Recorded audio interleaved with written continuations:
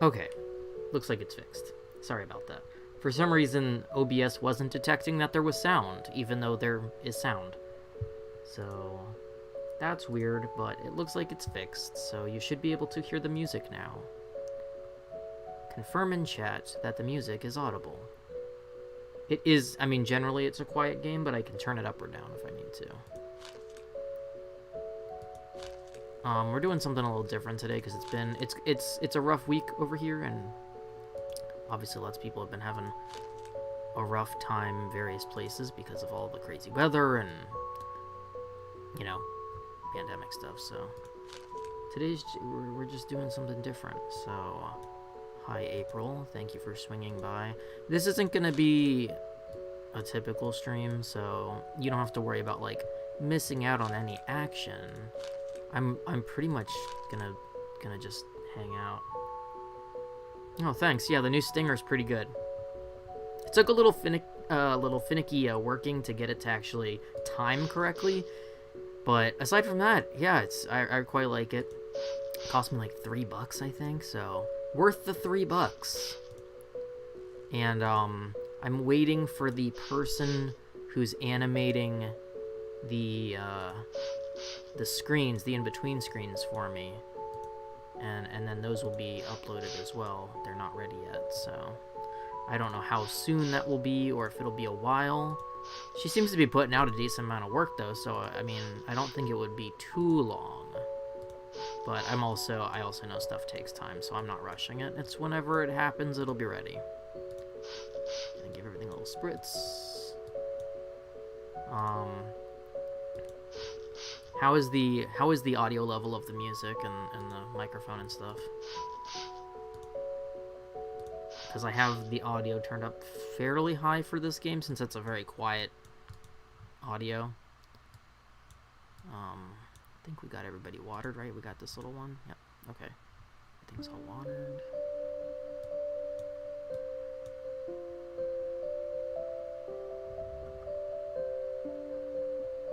I wish I could, like, move this up.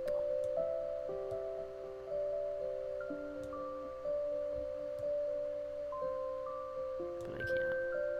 Zoom it a little bit. Okay. Nope, it auto defaults back to that setting. Okay. As always, we're, you know, doing a little fundraising, as you can see in the top left corner. This month's Tiltify for February was for Black Girls Code. Next month's has not been selected yet. I'm gonna look through my options and see what I want to set up for March. So that'll be in a few days. We'll switch over, but the Black Girls Code and Trans Lifeline from January will remain active until the end of the year, so you have all year if you want to donate. I'm just switching out which ones are active on screen each month. In chat, the chat command for the charity links is always ! Do good. Also, I see that the fucking bots are back, man. Like, I don't get it. I don't get, like, what this person's goal is. I have... Let's see. Like, why is this gray? Okay, so these are probably deleted accounts. So 1, 2, 3, 4, 5, 6 more bots of the same person have shadow followed me in the last, like, week. And this is the same person who did, like, the previous 10 bots. So I don't know what their goal is, because they haven't actually accomplished anything yet. I mean, I guess if they do it when I'm on stream, it sets off my alerts, but they're not usually doing any of it while I'm on stream. I think they've only managed to do one when I was live. Because that was the one, April, that you had caught that I didn't hear that one time, and that was one of the bot accounts. That wasn't a real person. But yeah, I've got, in the last 3 days, I have another, like, 3 bot accounts followed from the same, and I know it's the same person because they use the same beginning of the name and then they just change the end. I really don't get what the purpose of that is, because it'd be one thing if they were just creating a shit ton of shadow accounts and then, like, planning a raid of, like, hate in my chat or harassment. But when you go to investigate the accounts, they're already deleted.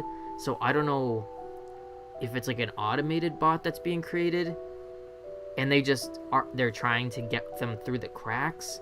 But Twitch is doing really good about deleting them pretty much immediately. I think they're realizing that either the person who's doing it is doing it from the same IP address, or that they're being spawned with too similar of a name. Because like most of them, not all of them, most of them have random numbers at the end, but the name at the beginning is always the same. It's very strange.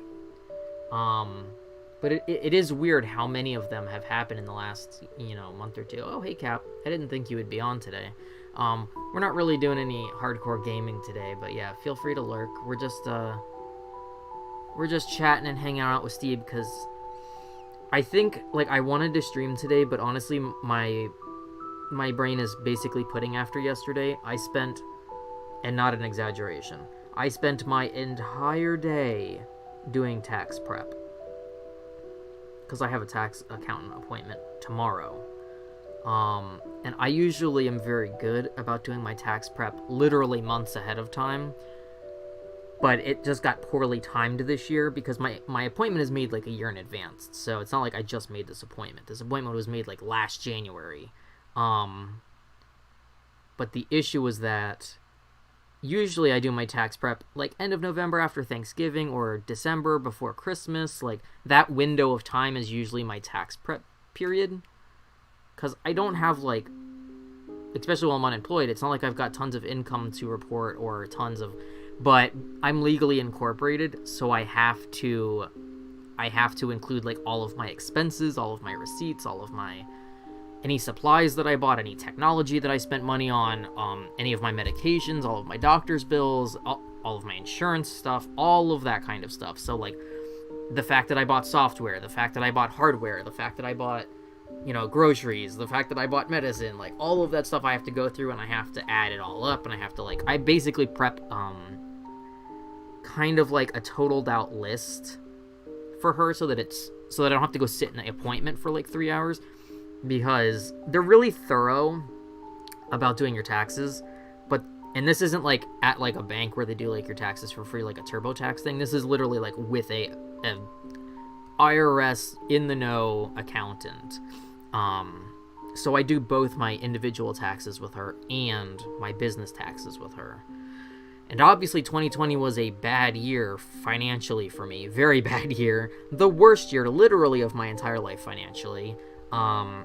So it's been very stressful, and I've on and off been working on the tax prep for a week or two now, and it's a lot. Like when the numbers are that bad, you don't want to sit and work on it for like 8 hours at a time because it's very stressful and emotional. And then like you also have the incoming dread of still having to go to the tax appointment, and then dealing with whatever comes from that, because there's a few different scenarios that could play out, and most of them are not great. Like, the best case scenario, at least that I'm aware of, is that I don't have to dissolve my corporation status, which I probably will have to. And, if that's the case, because every state is different, and where I live, I think you get like a 5-year window to like turn a profit. And I have not turned a profit, technically, because I started my company when I was still working at my office job, so I wasn't doing my company stuff basically at all. So I wasn't making a profit at all when I was working full-time. And then when I quit that job at the beginning of 2019, I was job hunting, I was working on trying to do some other stuff, I was doing some contract work with April for photography, and, like, that would go towards my taxes, but, like, my bills are still way higher than my income, and that's aka not a profit. So being so far in the red is kind of a problem when you're incorporated here, because they basically make you dissolve your corporation status. And that's not like the end of the world, but basically what that would mean for the following year is that like I have no tax write-offs, which has been kind of like my savior, because I don't own any property, I don't have children, I don't have dependents, I don't have a house, I don't have a mortgage or a home loan. I don't have a car loan. I don't have any real estate or any like investments aside from my 401k. So I don't own anything in the eyes of the government. I own nothing. So it's hard when you are unemployed or self-employed but not making a profit to file your taxes, because basically I am so far under the poverty line that it's an issue, but it's also an issue from a corporate status. So I probably will have to dissolve my corporate status this year. My accountant told me to do it last year, and then I started having like bits of work. So I was like, in 2019, like I was making more money company-wise, and then that stopped in 2020. So obviously, like most people in 2020, either lost their jobs or just had a significant loss of income or had to delve into their savings to live off of.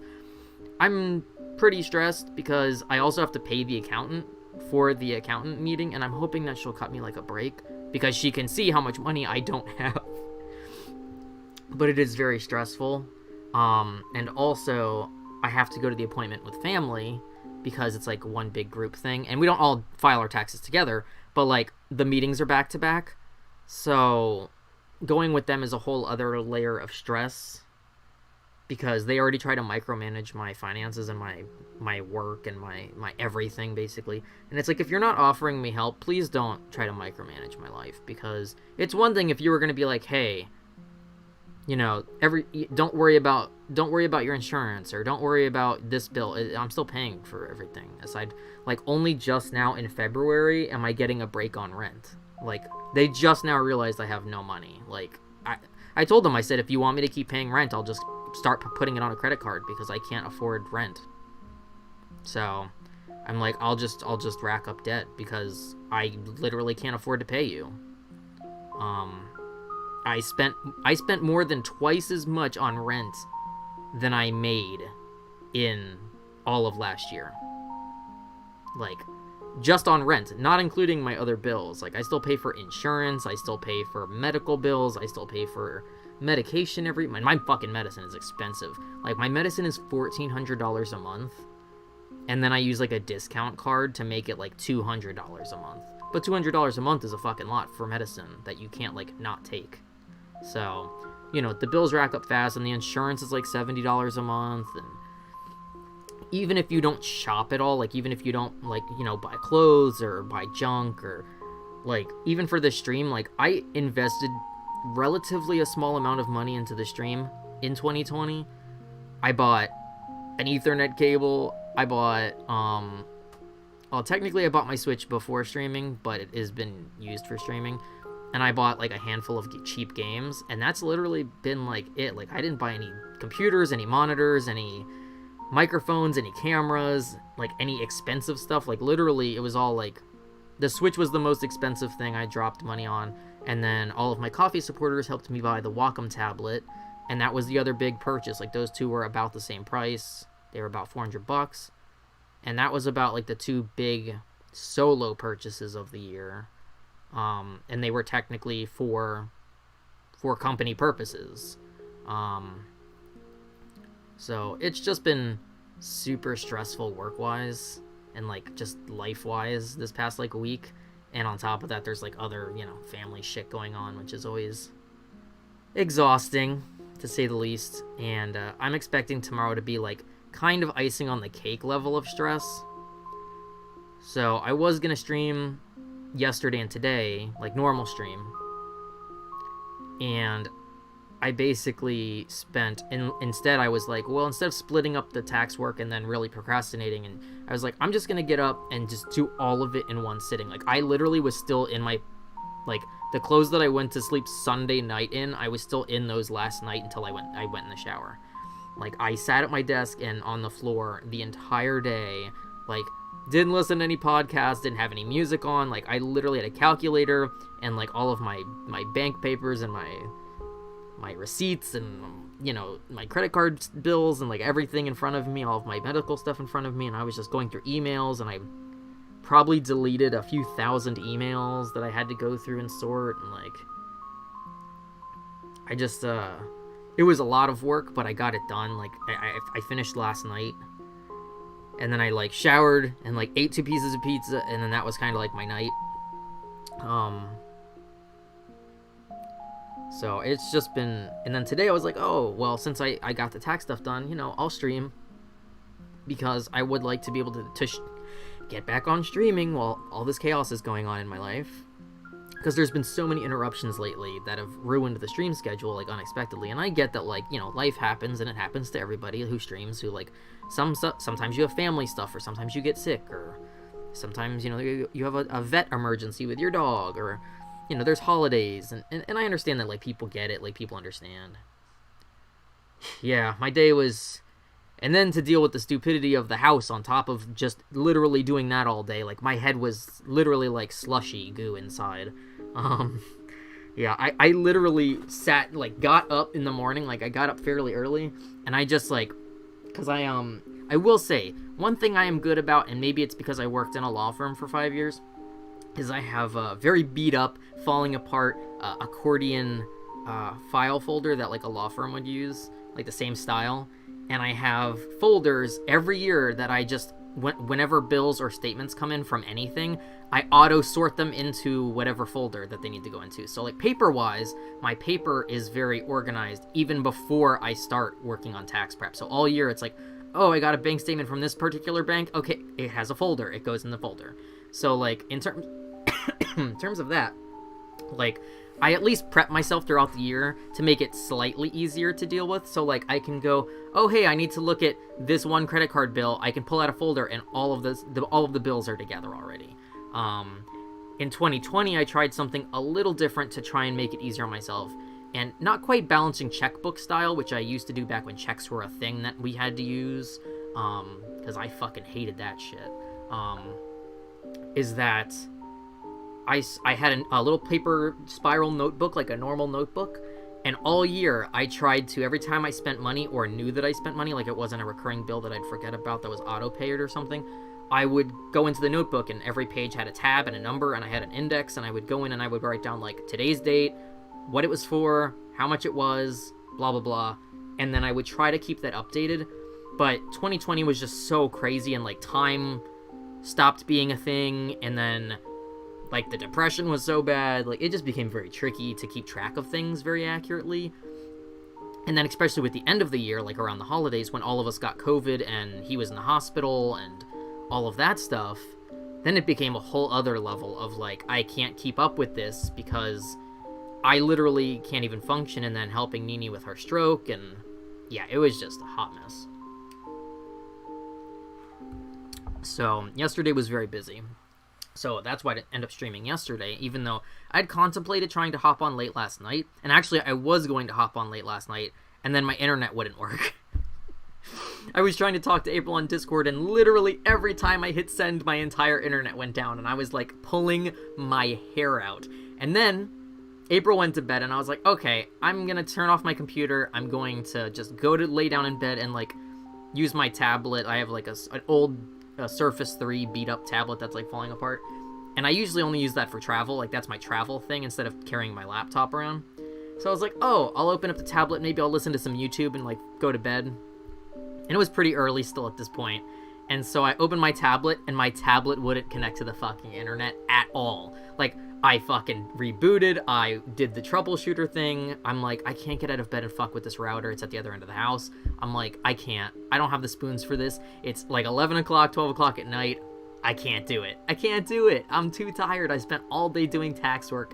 I cannot get up and fuck with a router at midnight. Nope. So I gave up after like 30 minutes of fucking with it, and I was like, I'm just gonna lay here. I'm like, I think I put like some kind of audio on my phone, and then I just fucking laid there, and I'm like, I'm over this day. I'm so over this day. So that was yesterday. It was a long day. So that's where yesterday's stream got suctioned into. And then today I was planning on streaming, and my computer started doing this, like, maintenance thing, and it was taking for fucking ever. And I'm like, really? Really? Of all the times to start doing maintenance, you're just gonna start doing maintenance right now? And so that pushed me back, like, another hour, and I was like, okay, listen, universe, only have so much energy this week. It's already going to be a very stressful time. Like, we can't do this every time I need to do something. So basically, the options, I was originally actually going to put up a poll on Twitter, but then here's what happened with that. So my computer did all this maintenance. It made me close everything that was open, which, okay, fine, makes sense, you're doing maintenance.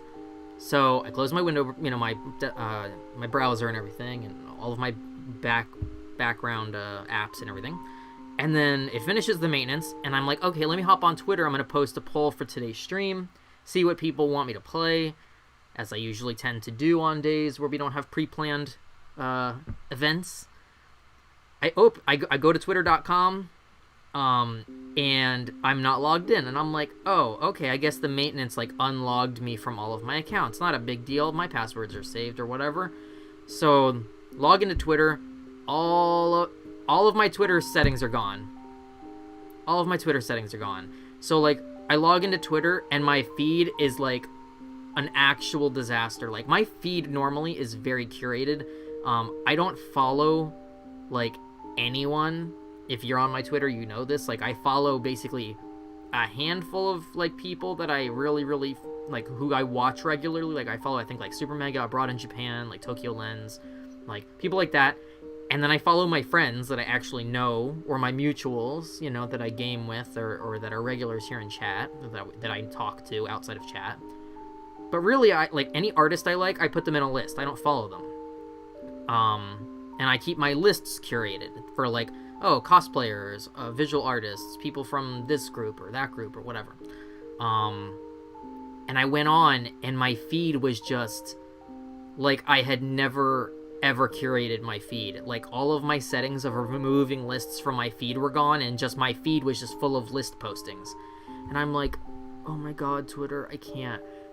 So then I was like, I'm sitting there fucking with that, and then I realized it's logged out all of my alt Twitter accounts with my main account. Like, they're no longer linked, because I have, like, my shop Twitter that's on there as well. And my shop Twitter was gone, and I'm like, oh my god. And then I couldn't remember my alt Twitter fucking login, and I'm like, my dude. Then I tried to get Twitch to open. So I have I use Firefox as my browser of choice, which says a lot about a person, but it's what I always prefer to use. But I have my very curated bookmark bar, which you guys may or may not have seen in previous streams on the desktop. But they're icon only, so it's like I have a Twitch Twitch creator dashboard icon, and then that's like what I click on when I'm gonna stream, and it opens up all my stream stuff. So I click on the icon and nothing happens. And I click again and nothing happens. And so I right click on it and I hit properties, and there's nothing there. The computer maintenance wiped all 1,000 of my curated bookmarks that are heavily organized and titled and iconed and stuff. And this was like literally right before I started the stream. So I'm trying to set up the stream. My Twitch is logged out. My Twitch is no longer linked to anything. All of my 1,000 bookmarks, like I have work bookmarks, I have job posting bookmarks. I mean, like I literally have all of like my medical things that I need on bookmark. Everything was gone. Every single one. I went in and I looked, and literally the names were there, like the icons and the names were there, but the actual links to take you to them were gone. So the computer maintenance wiped out my 1,000 bookmarks and all of my folders and all of my organization and everything. And I was like, my eye has been twitching for a week basically, and this morning was the first time I didn't wake up with a really bad eye twitch. And I'm like, is this a joke? I was like, is this a joke?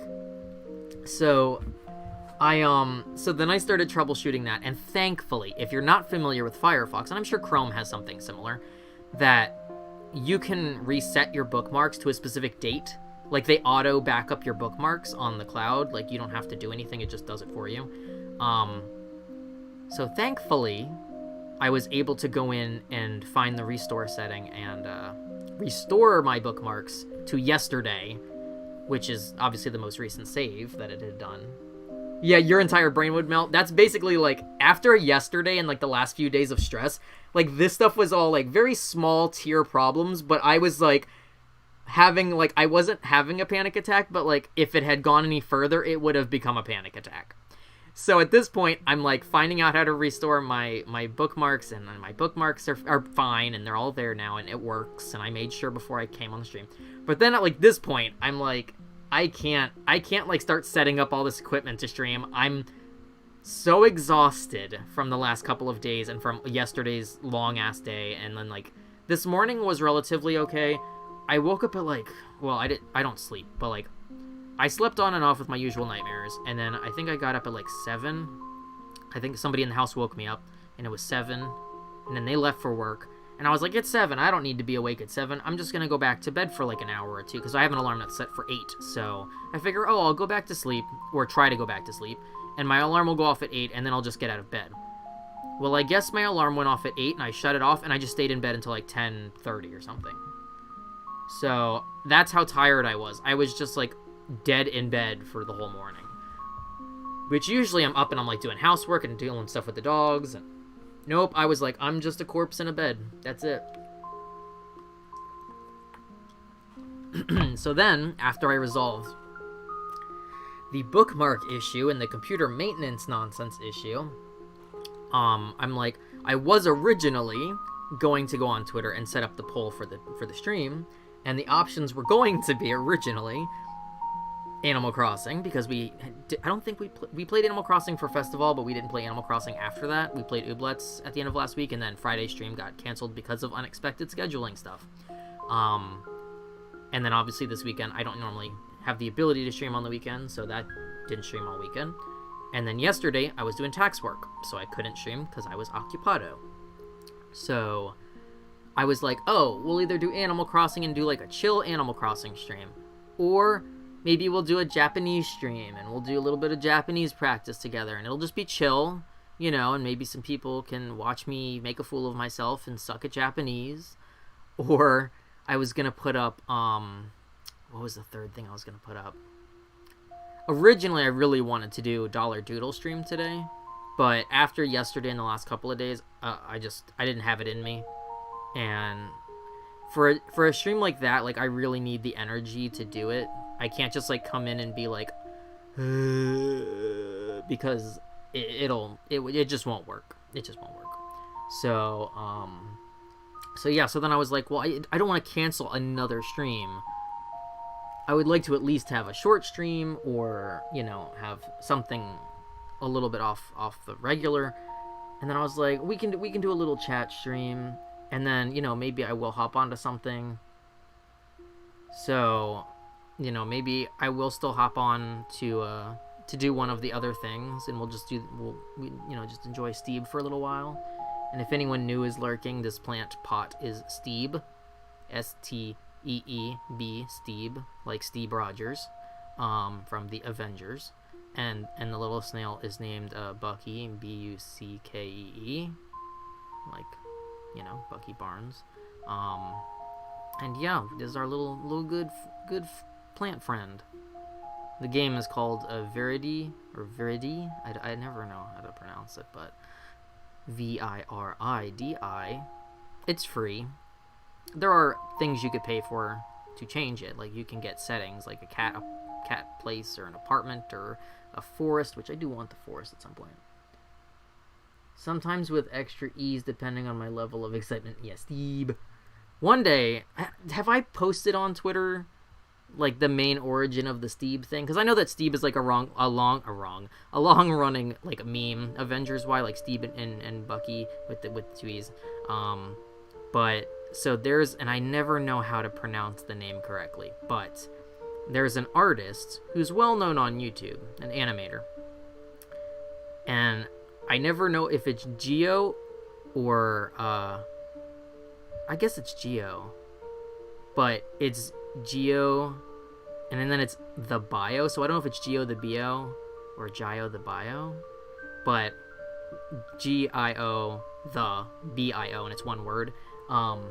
But they do a lot of animations on YouTube, mostly for the McElroy brothers, but they do other things as well, like they do Marvel ones and stuff, and they're actually quite well known in the community in terms of animatics and animations and stuff, and their work is great. So if you're not familiar with their YouTube, definitely go check them out. I don't know if they have a Twitch or anything. I've never looked into it, but looping around. So I always watch their animations on YouTube. And like I said, mostly they do McElroy stuff nowadays, but they do other things. Well, in 2019, when I was working at RTX, as a guardian and as PA to Adam and Grace, also known as Zombie, or now just Grace Willow, on YouTube and on Twitch and elsewhere on the internet. She's a cosplayer. He's another content creator. I was working with them as their PA, and I was at their booth. They had a booth for the first time, their own booth, and I was kind of hanging out around their booth, and I realized who our next door neighbor was, and our next door neighbor was Gio, and I believe their mom looked like their mom, anyways, because I think Gio's pretty young, maybe like college age, maybe high school. I don't know. They look very young. So at one point, like when we weren't busy with a line of people or taking pictures or cosplayers needing repairs and stuff, I walked next door to see what they were selling because they had a lot of merch. And I was like, oh, I've never thought about like seeing if they had merch or anything. So I walked next door and I was like, in my uniform, mind you, which we're not supposed to really do, but it happened, so whatever. I wasn't off duty, I was still working. But I walked next door and I was like, hey, I was like, I'm coming from the booth next door. I'm like, I'm actually a big fan of your YouTube. I was like, I'm gonna check out your merch. So they had like all kinds of things like pins and keychains, and they had these I guess they're like either makeup or pencil pouches, like with the zipper top. I don't know if they're pouches, you could use them for anything technically, but I think they're like kind of padded, so I feel like they're for makeup, but they were really cute, and they had a bunch of different ones, and each side had a different design on it. And so I was trying to find something to buy, and I'm like, well, I already have a lot of lanyards from cons because I go to so many conventions. I'm like, I don't really need another lanyard. And I'm like, buttons, like, I'll wear buttons, but it's like, I'd like to buy a bigger purchase because I like to support creators, especially when I'm able to do it in person. I don't want to buy like the $1 button. Like, I know every sale helps, but it's like I would rather buy like a bigger purchase, like a shirt or a bigger piece of an art piece or something. So they had a little thing of hung up pouches of different types, and they had like all different characters and colors and stuff. And they had one, and I saw that it had a cartoony version of Steve Rogers drawing with crayons on paper, and it was like hearts, and it said Bucky with it spelled stupid and whatnot. And then on the other side, it was the Winter Soldier, also with crayons with like badly drawn Steve, and it said Steve. And I was like, well, I gotta get this. I gotta get the Bucky Steve combination. And it's one on each side, and it's super cute. And it's like a great size for like travel stuff, or for, like I said, for art supplies or whatever. So I was like, I can use this. Like, this is a justifiable purchase because I can use this even while traveling, like, because I can put stuff in it, like use it as like a travel pouch. So I bought that, and they threw in a Bucky pin for free. And the Bucky pin, hold on, it says, because it's actually somewhere right near me. Where is it? So it's a really like crack addict-eyed version of this cartoony Bucky, and the background behind him is like a bunch of colorful Legos, and it's him with his like shoulders scrunched up, and he's clutching a yellow Lego like close to his face, and it says, "I once killed a man with a Lego." And I don't even remember or know what the there's probably context to that, but they threw it in the pouch and I didn't know, and it was like a freebie that they threw in. And so when I went back to my booth and I was like, oh, I just bought this next door, like, they're a YouTuber, I watch their stuff, blah blah blah, we're con neighbors, and I was showing them the pouch because it was Avengers, and obviously most people at cons like Avengers, so I was like, oh yeah, it's Steve Rogers and Bucky, and it's just kind of dumb. And then I opened it, and I was like, oh, there's a pin inside. And I was like, oh, thank you so much for the pin. And now it's, like, on my little pin board that I have all my, like, Disney pins and my Marvel pins on. So that's technically, for me, the origin of Steve is the Steve and Bucky pouch that I bought from them at RTX 2019. And, not sponsored, but definitely go check out their YouTube channel. If you've never watched their videos, their animations for the McElroys and for like my Bim Bam and the Adventure Zone, and it's all very funny. They just put out a really long one based on Griffin's political speech, and Travis and Justin being the annoying press members. that just gets more and more escalated, and it's like a 20-minute animation, I think, or something, which is like really, or 10 or 20-minute long animation, which is usually, usually animatics are just like 5 minutes or less. So for them to put out like a really long one, I was like, damn, like you were committed to the bit on this one. But they're all so good.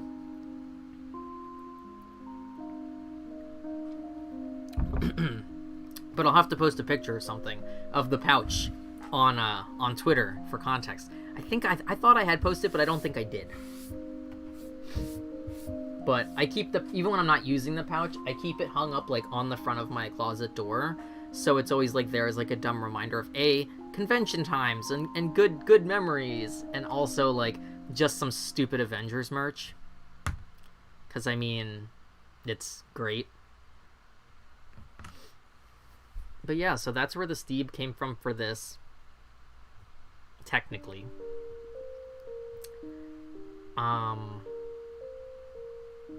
Not super exciting, but just fun con memories. I miss conventions. I miss people that I know from conventions. A lot of my friends I've met via conventions, whether it be from Dragon Con or from SuperCon or obviously from RTX, because I've been going to RTX for like, I think 5 years as of 2019. Obviously 2020 was online, and then 2021 has already been announced that it will be online. So that's another 2 years without RTX. I wasn't going to Guardian at 2020. I was actually going to be an attendee. I had bought a ticket as an attendee, and I was possibly going to work at Grace's booth again if she had one, but then the con didn't happen, so none of that mattered. At one point, I would love to be able to have a con booth. Like, I know it's really hard. I mean, I've known people who have had con booths, or I've helped at con booths, and I know it's not easy.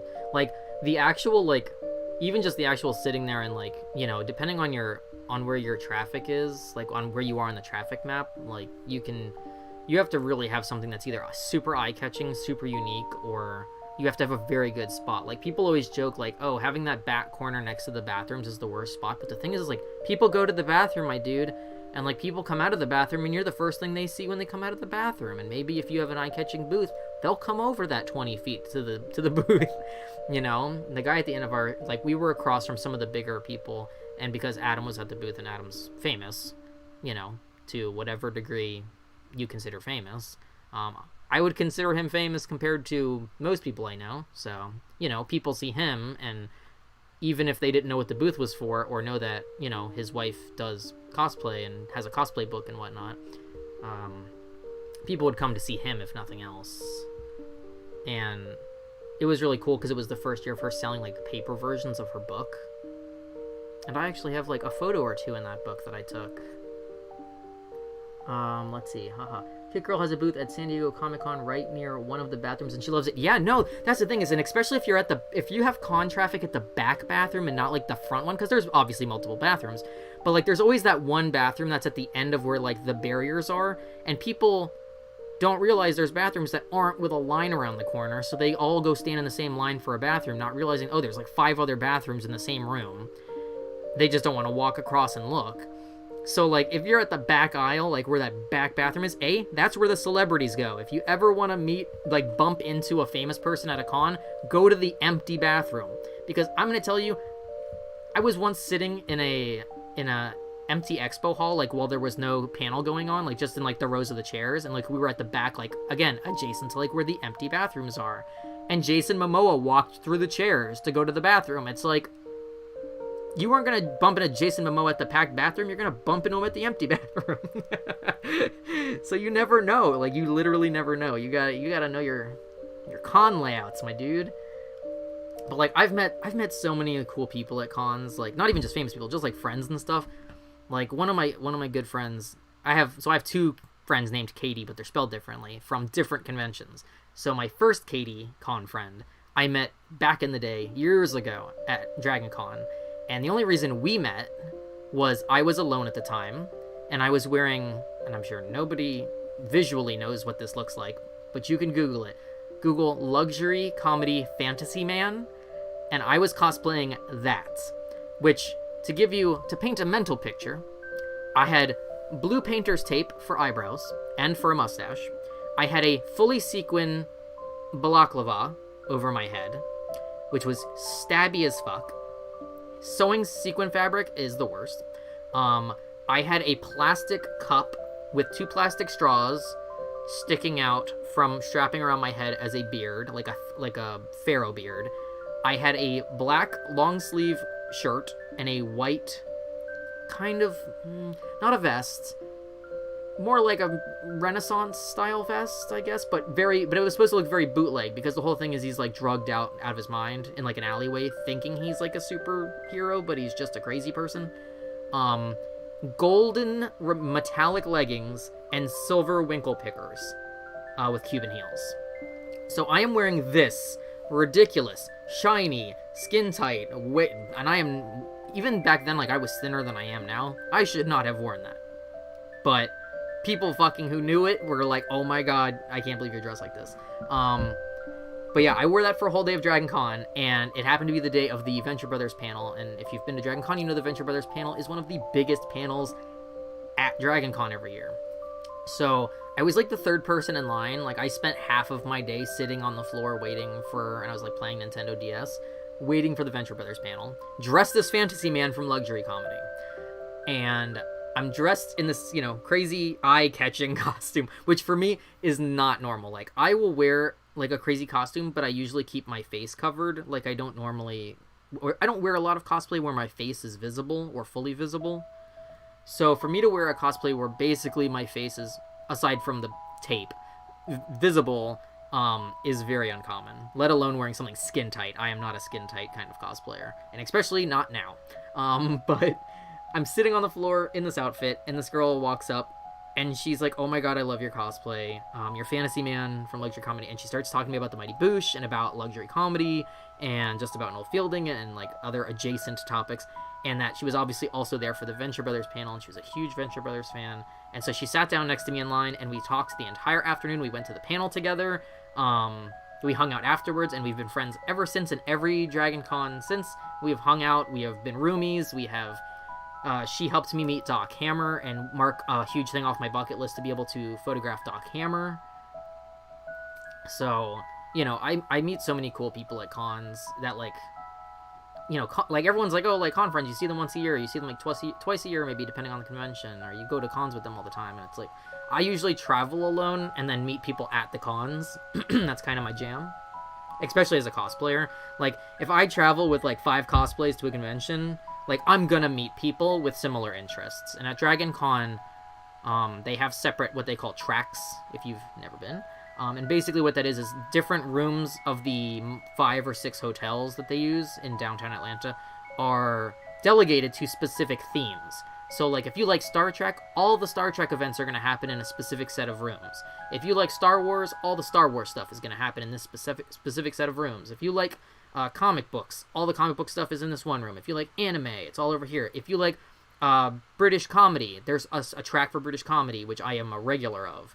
And, like, I've done a lot of British comedy or British media-themed cosplays, especially obscure ones over the years at Dragon Con. And,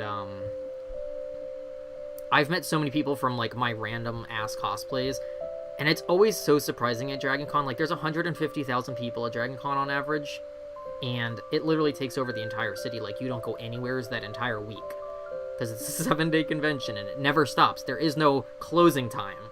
It goes all night and all day. And people party fucking hard, and I'm not a drinker, nor a smoker, nor anything elser. So, like, I hang out and, like, I go to panels, I go to late night things, I go to showings, I go to cosplay stuff, I go to workshops. But it's like, I hang out with people. I don't, go to the bars or the parties or any of that stuff. But, man, people go hard at Dragon Con. Like, it is an 18 and up con for a reason. Like, not because it's like, ooh, sex, but, like, the cosplay rule, at least it used to be, I don't know if it's still the same. The literal rule used to be, you have to basically cover your holes. Like, cover your holes and cover your nipples, and the rest is free play. So, like, it's not really a kids' con. Like, you're not gonna see, like, teenagers there unless their parents are there, or, like, have given them permission to be there, which is super rare. I don't think I generally see people, under the age of 21, because, I mean, like I said, it's a big drinking thing, too, for people. A week-long party. People go hard. So, as somebody who doesn't do any of that, I always avoid that part, but, like, I meet so many cool people. I've met, the last Dragon Con that I went to, what was my lineup for last Dragon Con? I think my last lineup was, trying to think. It's been a few years. I think I did. So there's also, and this is gonna play into this. There's every year there's a big, and I know that people hate like edgelord Deadpool cosplayers, and I get why, because it's a meme, and you can buy a cheap Deadpool costume for like $20 on the internet, and every asshole 16 to 18-year-old owns one, and just terrorizes people at conventions because of D-Pity, and D-Pity used to do viral videos about that, but like he always had consent. It was never actually him being an asshole, and that's the thing that people didn't understand, was like his bits were all prearranged. They were scripted. They weren't him actually being an asshole to these women or like sexually harassing people. It was all like consensual. He wasn't just going up to a stranger and like grabbing someone's boobs. It was like a friend of his or somebody who they had arranged a sketch or something. So that's kind of what spawned that whole weird Deadpool thing at cons, where like Deadpool cosplayers are kind of like hated by most people. But this was shortly after the Deadpool first movie came out, and they do what they call a chimichanga line, which is they get as many Deadpool cosplayers and crossovers as possible, and they literally do a conga line through the entire like 5 hotels of downtown, which is, it's like 100 fucking degrees. It's on an incline slope. If you've never been, it's at like a fucking 45-degree angle uphill. You can't see because you're wearing a mask. It's hot as shit because you're wearing a mask. And if you're wearing a face shell, which most superhero cosplayers who wear masks are wearing a face shell, like you probably can't drink because you can't access your mouth. So the year I was going, they were like, we're trying to get a huge chimichanga line together for this year, like always. And they have like a private group online where they can organize everything. And they do a huge group photo of everyone. And I'm talking like 500 people in unique costumes. Not like everyone wearing the same $20 costume. So I had gotten and I'm talking more expensive than I care to admit, a film quality and face shell included Deadpool mask made by a well-known maker in the community. And I made a Shaun of the Deadpool cosplay around it. And I literally made a Shaun of the Dead cosplay, but like modified.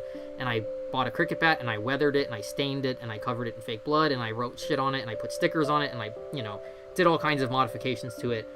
And I had my mask and my face shell and everything, and I did like the chimichanga line with the 500 Deadpools, which was, fun. And not really cringy. As cringy as it sounds, it's actually not. It's actually like, people just get out of the way. Like that's, like you don't go in, you're not like invading people's like space, or like you're doing it in public areas. It's not like anything out of line. But so like that was one of the things I did, and of course like so many people didn't get the pun of mine, because like lots of people mix Deadpool with other cosplays and then they're like, oh, this is the joke, ha ha ha. And that's like, one of the organizers of the event saw me like after the photo shoot, like waiting for a text from my friend to see where I was going to meet up with them, and they came up to me and they're like, hold on, can you turn around for a second? And I had an umbrella, like a little tiny kid's umbrella that had Spider-Man's face on it, like the eyes and the webbing, and I had painted over the top of it I met my boyfriend on the web, and so that was like my sunshade out, because we were outside. And I have this little tiny kid's umbrella of Spider-Man that says I met my boyfriend on the web, because I think I'm hilarious. I'm wearing this Deadpool suit mixed with, I'm covered in fake blood. Like, my arms are covered in fake blood. I'm wearing, black dress pants and boots and, a fucking name tag and a leaky red covered shirt and shit. And he's like, he asks the people he's with, and he's like, name the cosplay. And they're like, well, it's Deadpool in, like, clothing. And they're like, God, like, I knew nobody got this. They're like, you probably had the best mix-up of this whole, like, group this year. It's like, you're Shaun of the Deadpool. And I'm like, thank you, God. Like, some people did get it, but I think it definitely was, like, one of those things where it just was, like, everyone's like, oh, another fucking Deadpool cosplay. And they just didn't pay attention to the fact that it was actually a pretty decent pun, and I was not obnoxious to anyone throughout the whole convention. But that was one day's outfit. I did Gary King for, like, a casual day, which I had done Gary King for Halloween years ago. And that's how I learned that if you put blue LEDs inside your glasses, you will lose your vision. Like, permanently. Let's see, what else did I do for that weekend? I think I did 5. I did a Nameless Ghoul, a Meliora era Nameless Ghoul. And surprisingly, Meliora era Nameless Ghoul was my most popular costume that I've probably ever worn to almost any convention. Because I think I only saw 2 other people, maybe 3, doing Meliora era ghost costumes. I saw one other nameless ghoul who was like a 1.5 feet taller than me, so that made for a fun photo. Because I was specific, so like, at least in the Meliora era, I don't know about the current era for pre-cal, but in the Meliora era, with the set group of ghouls, like, you could identify them. They had essentially name tags, but in alchemy symbols. So, you know, you could pick and choose, like, who you were specifically cosplaying out of the band by how you made your outfit. So, I was specifically cosplaying Earth, and Earth was notoriously, because they're not, that part of the band is not together anymore. Earth is notoriously very short compared to the rest of the band. So I was like, oh, well, it's appropriate. He's the drummer, so I had drumsticks in my belt and all that kind of fun stuff. And, like, I had the Earth name tag on my chest. And, like, I'm like, of course the one other nameless ghoul I meet is, like, 6'6".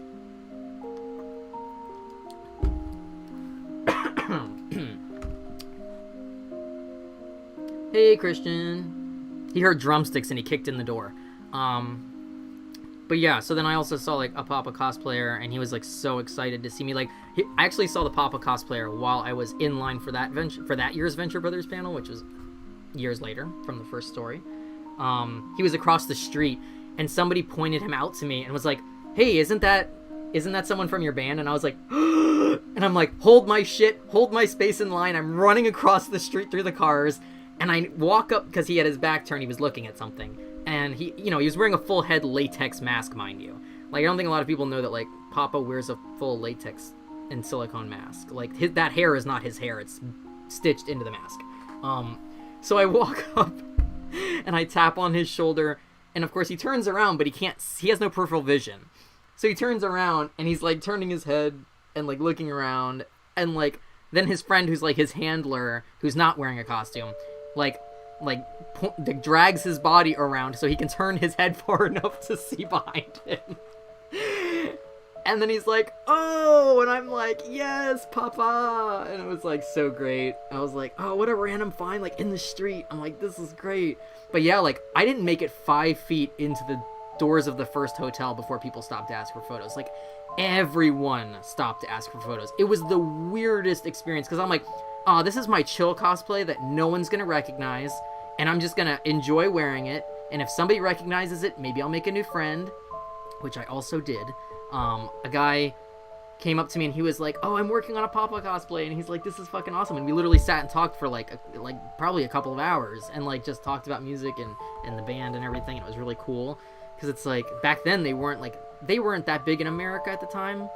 This was, like, right around the time that they got nominated for, like, the Grammy and then won. But the problem was that they didn't televise that part of the Grammys. So, like, they didn't really get that much press from it in America unless people already listened to them. So it wasn't, like, the huge boost of American numbers until afterwards. And then their next album was really big here. But even so, like, for people to recognize the costume and then also be, like, super excited and want photos of it, because it's not even, like, a hard costume. I literally, black pants, obviously easy, any kind of black shoes, and then you just need spats with black buttons, so obviously spats are not a hard thing to come by or to make. So white spats, black shoes, black pants. You get a priest's cassock, I don't know how to say it, I'm not Catholic, nor am I Christian, which I bought from a Catholic supply store, no joke. So I have fully desecrated actual Catholic priest robes for a satanic cosplay. So I modified that to not be floor length, to be knee length like it needed to be. I split the back because it needed tails. I, cuffed the sleeves where they needed to be. I switched out all the buttons, which I am not a good button adder, so I fucked that up, but that can always be fixed. I attached all the embroidery that needed to be attached for the name part and for the belt that goes with it. I forget the technical term for it, but there's a name for that belt as well. And then the mask was actually made. I don't even think he still produces product, but years ago there was a band in, I want to say Italy, and I might be wrong on that, but there's a cover band in Italy that wears, the same look as the band, and they just have a different name, but they, like, fully emulate the look. So the guy who made their masks for this Italian cover band, he's a professional mask maker, And at the time, he was selling copies of the mask pull from the mold, like fully painted and everything, with all the mounting and the strappage and everything. So I was like, well, I can make a really ugly one in a short amount of time. I said, or I could just commission this dude from Italy and he can make me an actual professional grade one that will last forever. So of course I did that. And then you just wear a black balaclava underneath that covers the rest of your face and the back of your head and everything. So it's not like a difficult cosplay, but really to only see to see less than 5 people out of 150,000 people cosplaying it was so wild, and so many people stopped for photos. I was so shocked. Like, I've worn very popular characters, I've worn very obscure characters, I've worn characters that are like from shows from forever ago, from movies that weren't that big, and like that was easily, out of over 15 years of cosplaying, the most photos I've ever taken in a cosplay. I would say maybe James from Team Rocket and Prince Zuko back when I was in high school were like up there. My original like Draco Malfoy was really popular because back then when I had good hair, and being naturally blonde and blue-eyed, you know, I was thin, I was pale, it suited me very well as a cosplay. So, and I used to, you know, back when you go to anime cons, because back then we only had anime cons locally, you have a lot more creative people to pose with in your teens than as an adult. You know, you have yaoi paddles and shit that are banned at conventions because people used to fucking hospitalize people and shit, or sexually harass people, either way. But like, yeah, my Kojiro was pretty popular, even though it was shit. I mean, it was shit tier cosplay. But people were like, ooh, a thin pale boy is cosplaying this really over-the-top gay character from an anime. I stan. like anything like cosplayed like that in my youth, like that was very popular, but that was because it, like, I got whistled at. Like that was like literally like people were attracted to it. Like, which to me is wild because I aged like fucking milk, okay? Like, I'm not old, but I aged like milk. And I am not thin anymore, and I mean, I'm pale still, but like I'm definitely, my hair has all fallen the fuck out. Like, I cannot pull that off anymore without a wig.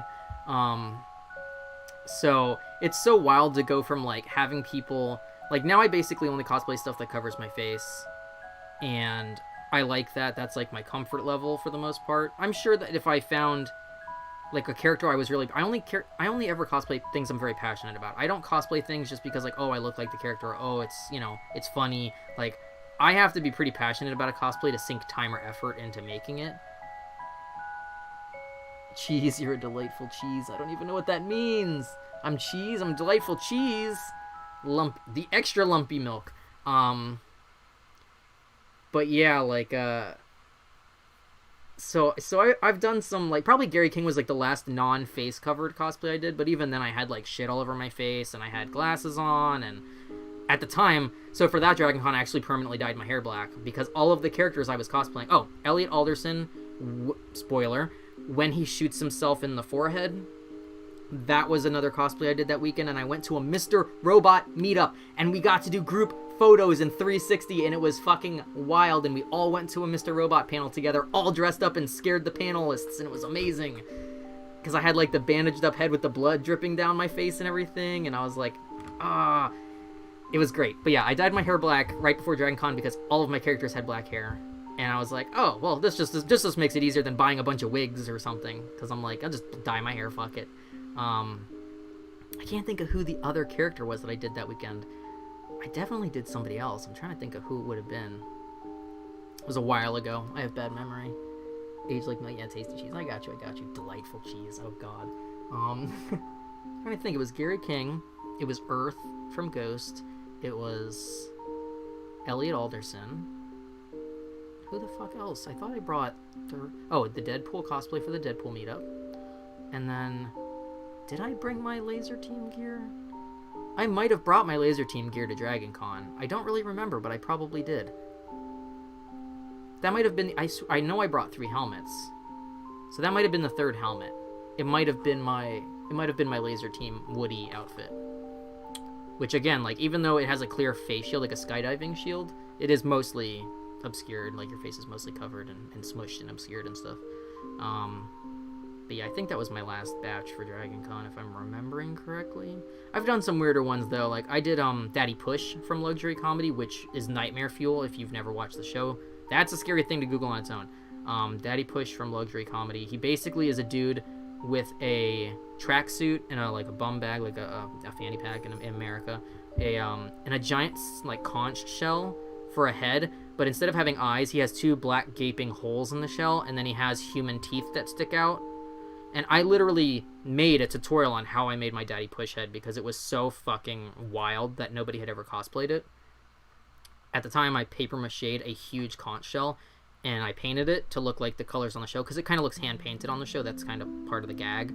It's not like an actual shell. It's like a illustration of a shell. And I cut out the holes in the eyes, and I put black mesh or whatever. And then I used a actual cast of my mouth, and I painted it so that it looked black with just white teeth, and I inset it inside of the mouth hole. So that was terrifying. Let's see, my 2 best cosplays were from Doctor Who, one of the Scarecrows, and then a crossover as one of the Davros Academy Warblers. Neat. Oh man, so many fucking... You ever want to see 8,000 people all dressed as Doctor Who or Doctor Who characters in one place?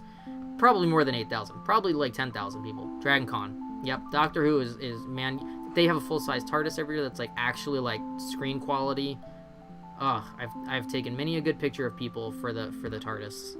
I have a picture, not from Dragon Con, but from SuperCon, from more recently than that, of my Castiel with the halo of bees that I made, and of me in the TARDIS at SuperCon dressed as Castiel with a halo of bees, and a little tiny bee backpack with black wings. Let's see. I was a dialect. Ah, yes! The bonding of the... Yes. I still have my bee halo, even though it's kind of wonky. It's up on the wall right now. I had collar pins of a bee and a blob of honey also on my Castiel cosplay. So I had bee collar pins, and then I made a very deadly, and I regret how I made it, because I'm sure I did assault somebody on accident throughout the convention. It was so packed, there was no space to walk. But I made a gigantic, very sharp halo headpiece out of gold filed down skewers and a headband, and then I used very, very, very thin wire, and I needle felted a bunch of bees, and then attached I looped small pieces of the thin wire and filled it with Elmer's glue and let it dry, and I made wings, and then I stuck them into the felted bees, and I made floating bees all around my head. And I will say there was quite a few Supernatural fangirls that approached me. A lot of people thought I was Constantine. I'm like, I mean, trench coat, white dude, fair enough.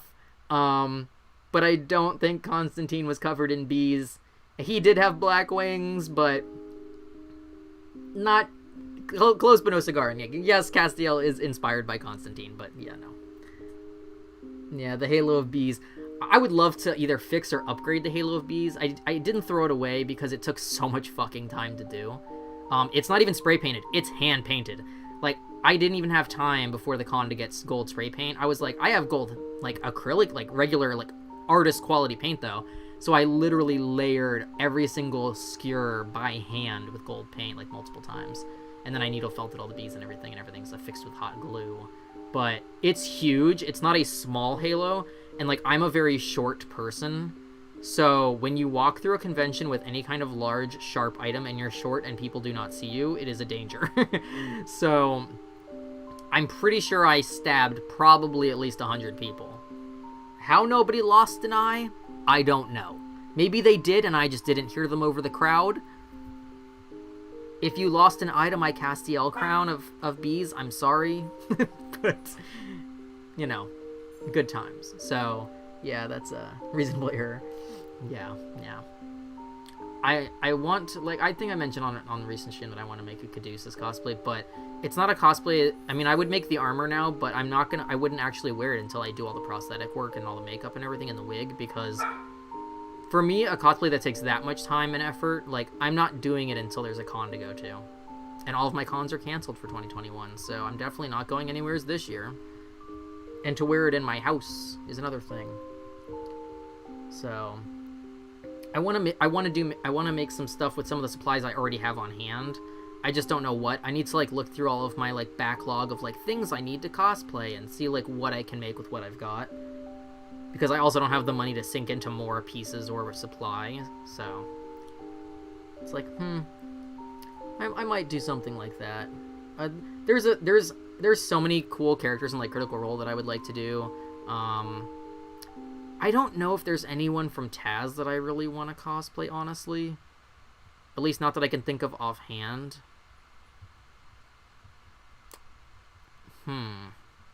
Yeah, I mean, I don't think so. Like, I think so many people have done, like, Taco to death that, like...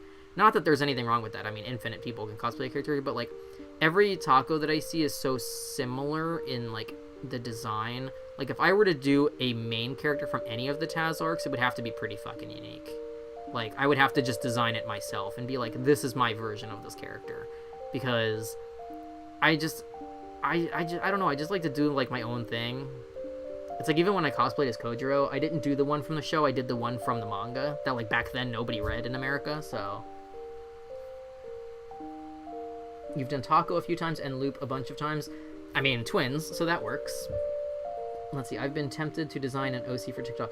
So, there's a... I'll recommend you to somebody. I believe on Twitter, they're a big YouTuber, but they're mostly known for LARP, but they do huge produced, over-the-top TikTok storylines, collaborative storytelling. And they have a Patreon as well. Their name is... I don't know how to say it. Azrai? Azrai? Azrai. I think on Twitter, they're the one Azrai. And you can find them, I believe, on YouTube as the LARP House. And they're also a trans creator, so I also say go support trans creators. They also have Patreon. But they do so many crazy TikTok storylines and like full like series with totally different characters. Like they have a pirate one, they have like a Twisted Wonderland one, they have like a Peter Pan interpretation one, and like they have so many different ones. They have like demon ones and 80s supervillains and like crazy elaborate lights and colors and editing, and they're very, very talented. So definitely go check out their stuff. They're definitely one of the few people I would say to watch on TikTok, and like they probably can also recommend other similar kind of creators. And they kind of are in that big group of people who have like curated like hashtags for storylines or for universes where people make characters and add them in. They're like one of those kind of creators, so I definitely recommend them. I think it's spelled like this. I'll drop it in chat. But yeah, they make amazing stuff, and I'm not on TikTok, but like they always post their stuff onto Twitter or onto YouTube. And, like, even, like, they have, like, an old, like, wizard character that's kind of, like, Merlin inspired with, like, the full beard and everything, like, the 3-foot-long beard, and, oh, they do such great work. Like, all their stuff is so cool and immersed in, like, their set design and their prop design. They did, like, a mouse fairy boy kind of character, and they made, like, giant props for it, like a giant needle or a giant, like, spool of thread or something. Very, very great done work. Let's see, Christian, I will pay for orc boyfriend TikTok content, lol. Oh yeah, do that. That'd be great. That would be great, great, great. Do it. But yeah, I mean, to people who haven't cosplayed, like I always, even if it's for video content or for a con or for Ren Fair or for whatever, you know, just to photo shoot in your house. Because trust me, when I was younger, like, and when I was in high school, when I was in the beginning of college, like when I wasn't traveling a lot, I used to shoot myself in my house all the time. I used to just make my cosplays and then shoot a bunch of pictures and put them up on cosplay.com. And yes, my original cosplay.com account is still active. It's still around. It hasn't been updated in 8,000 years because I'm old as dirt. But it is still active and it is still there. And there are fucking photos of me, and I look at it and I go, this feels like 40 years ago. Let's see. Cap says, this is from my Taz live at SDCC, my loop. That was still kind of half taco. Okay, I'm gonna click and see what we got here. Oh, look at all your... Oh, look at your... First off, I love your smiley Tumblr header with all of the McElroys and a dabbing Griffin. I approve. Okay, let me scroll down here and look at these pictures. Oh, look at all these... Griffin looks like he's dying in that first photo. Oh, Griffin. Oh, I like your... What is it, like a skirt? Yeah, that's cute. I like it. Aww. Yeah, Devin Griffin's pretty great. Very good. I like it. Do you have like a tiny, what is it, like a tiara or like a hairpiece that's shiny? That's cool. Very neat. Well, now you've made the mistake of sharing your Tumblr, and I'm gonna creep later. I'm gonna creep through your pictures and stuff. I mean, yeah, you had a lot of shiny shit, fair. Let's see. Tog Walgreens needs a TikTok series. There we go. Yeah. If you have Orc Teeth, go for it. Orc Teeth is one of the things that's always been on my Ren Fair to-do list that I've never gotten made. I have so many prosthetics, and then I don't have Orc Teeth, which is, like, wild to me. And I have gone to Ren Fair fully painted in shades of green because my Fawn character that I do playtrin stuff with is all green, is all mossy green with, like, spirals and shit. Let's see. I figure, let's see, it's neglected, but go for it. Oh, I'm sure nobody's been on Tumblr for, like, ever now. I figure both twins with their past are kind of klepto hoarders. I could see that, yeah. I also feel like being decked out in like necklaces and rings and jewelry and stuff would be very on brand. Yeah, just accessory city, exactly. Welcome to cosplay chat. But yeah, like I always encourage people to like at least try it. Like, you know, if you're interested. Obviously, if you're not interested, then don't force yourself. But like cosplay is like such a good hobby. Like it can be expensive, but it doesn't have to be. Like I know some people look at some of the pieces I've commissioned or done in the past and they're like, I could never pay that much money for a piece, and it's like, you don't have to. Like, there's no rule saying you have to spend $3,000 on a cosplay. You know, some cosplays are more difficult to manufacture, either without help or without, like, knowing how to make specific types of things, or being able to commission them if you're unable to make them. And, you know, you just either work around that, or you redesign the character and make it your own, or you have an excuse for why you're missing a piece. Like, it's fine. Like, there are, just like any other community, there are jerkwads in every community. I went to, so when I was working RTX one year, oh, let me see, hold on, Christian dropped a link. Let me click on this link. Oh, I approve very much. Yeah, see, you're more of like a bright green, at least from the lighting, and I'm more of like a dull, mossy, like I'm dead kind of green, so, yeah, very, very nice. Very nice. I like this very much. But yeah, so like a few years ago at RTX, I was working full time. So you can't cosplay when you're working. It's part of the rules. You can't wear anything that obscures the fact that you're working, your uniform, your face. You can't be unapproachable. So you can't have like scary contacts or teeth or, you know, stuff like that, which is fine because you're there to work. But when you're off the clock, you can cosplay. Well, at the time, my shifts were really long, so I only got to cosplay after hours, like when the con itself wasn't happening. So like I could go to meetups or go to other events and cosplay then, but it really wasn't a lot of time.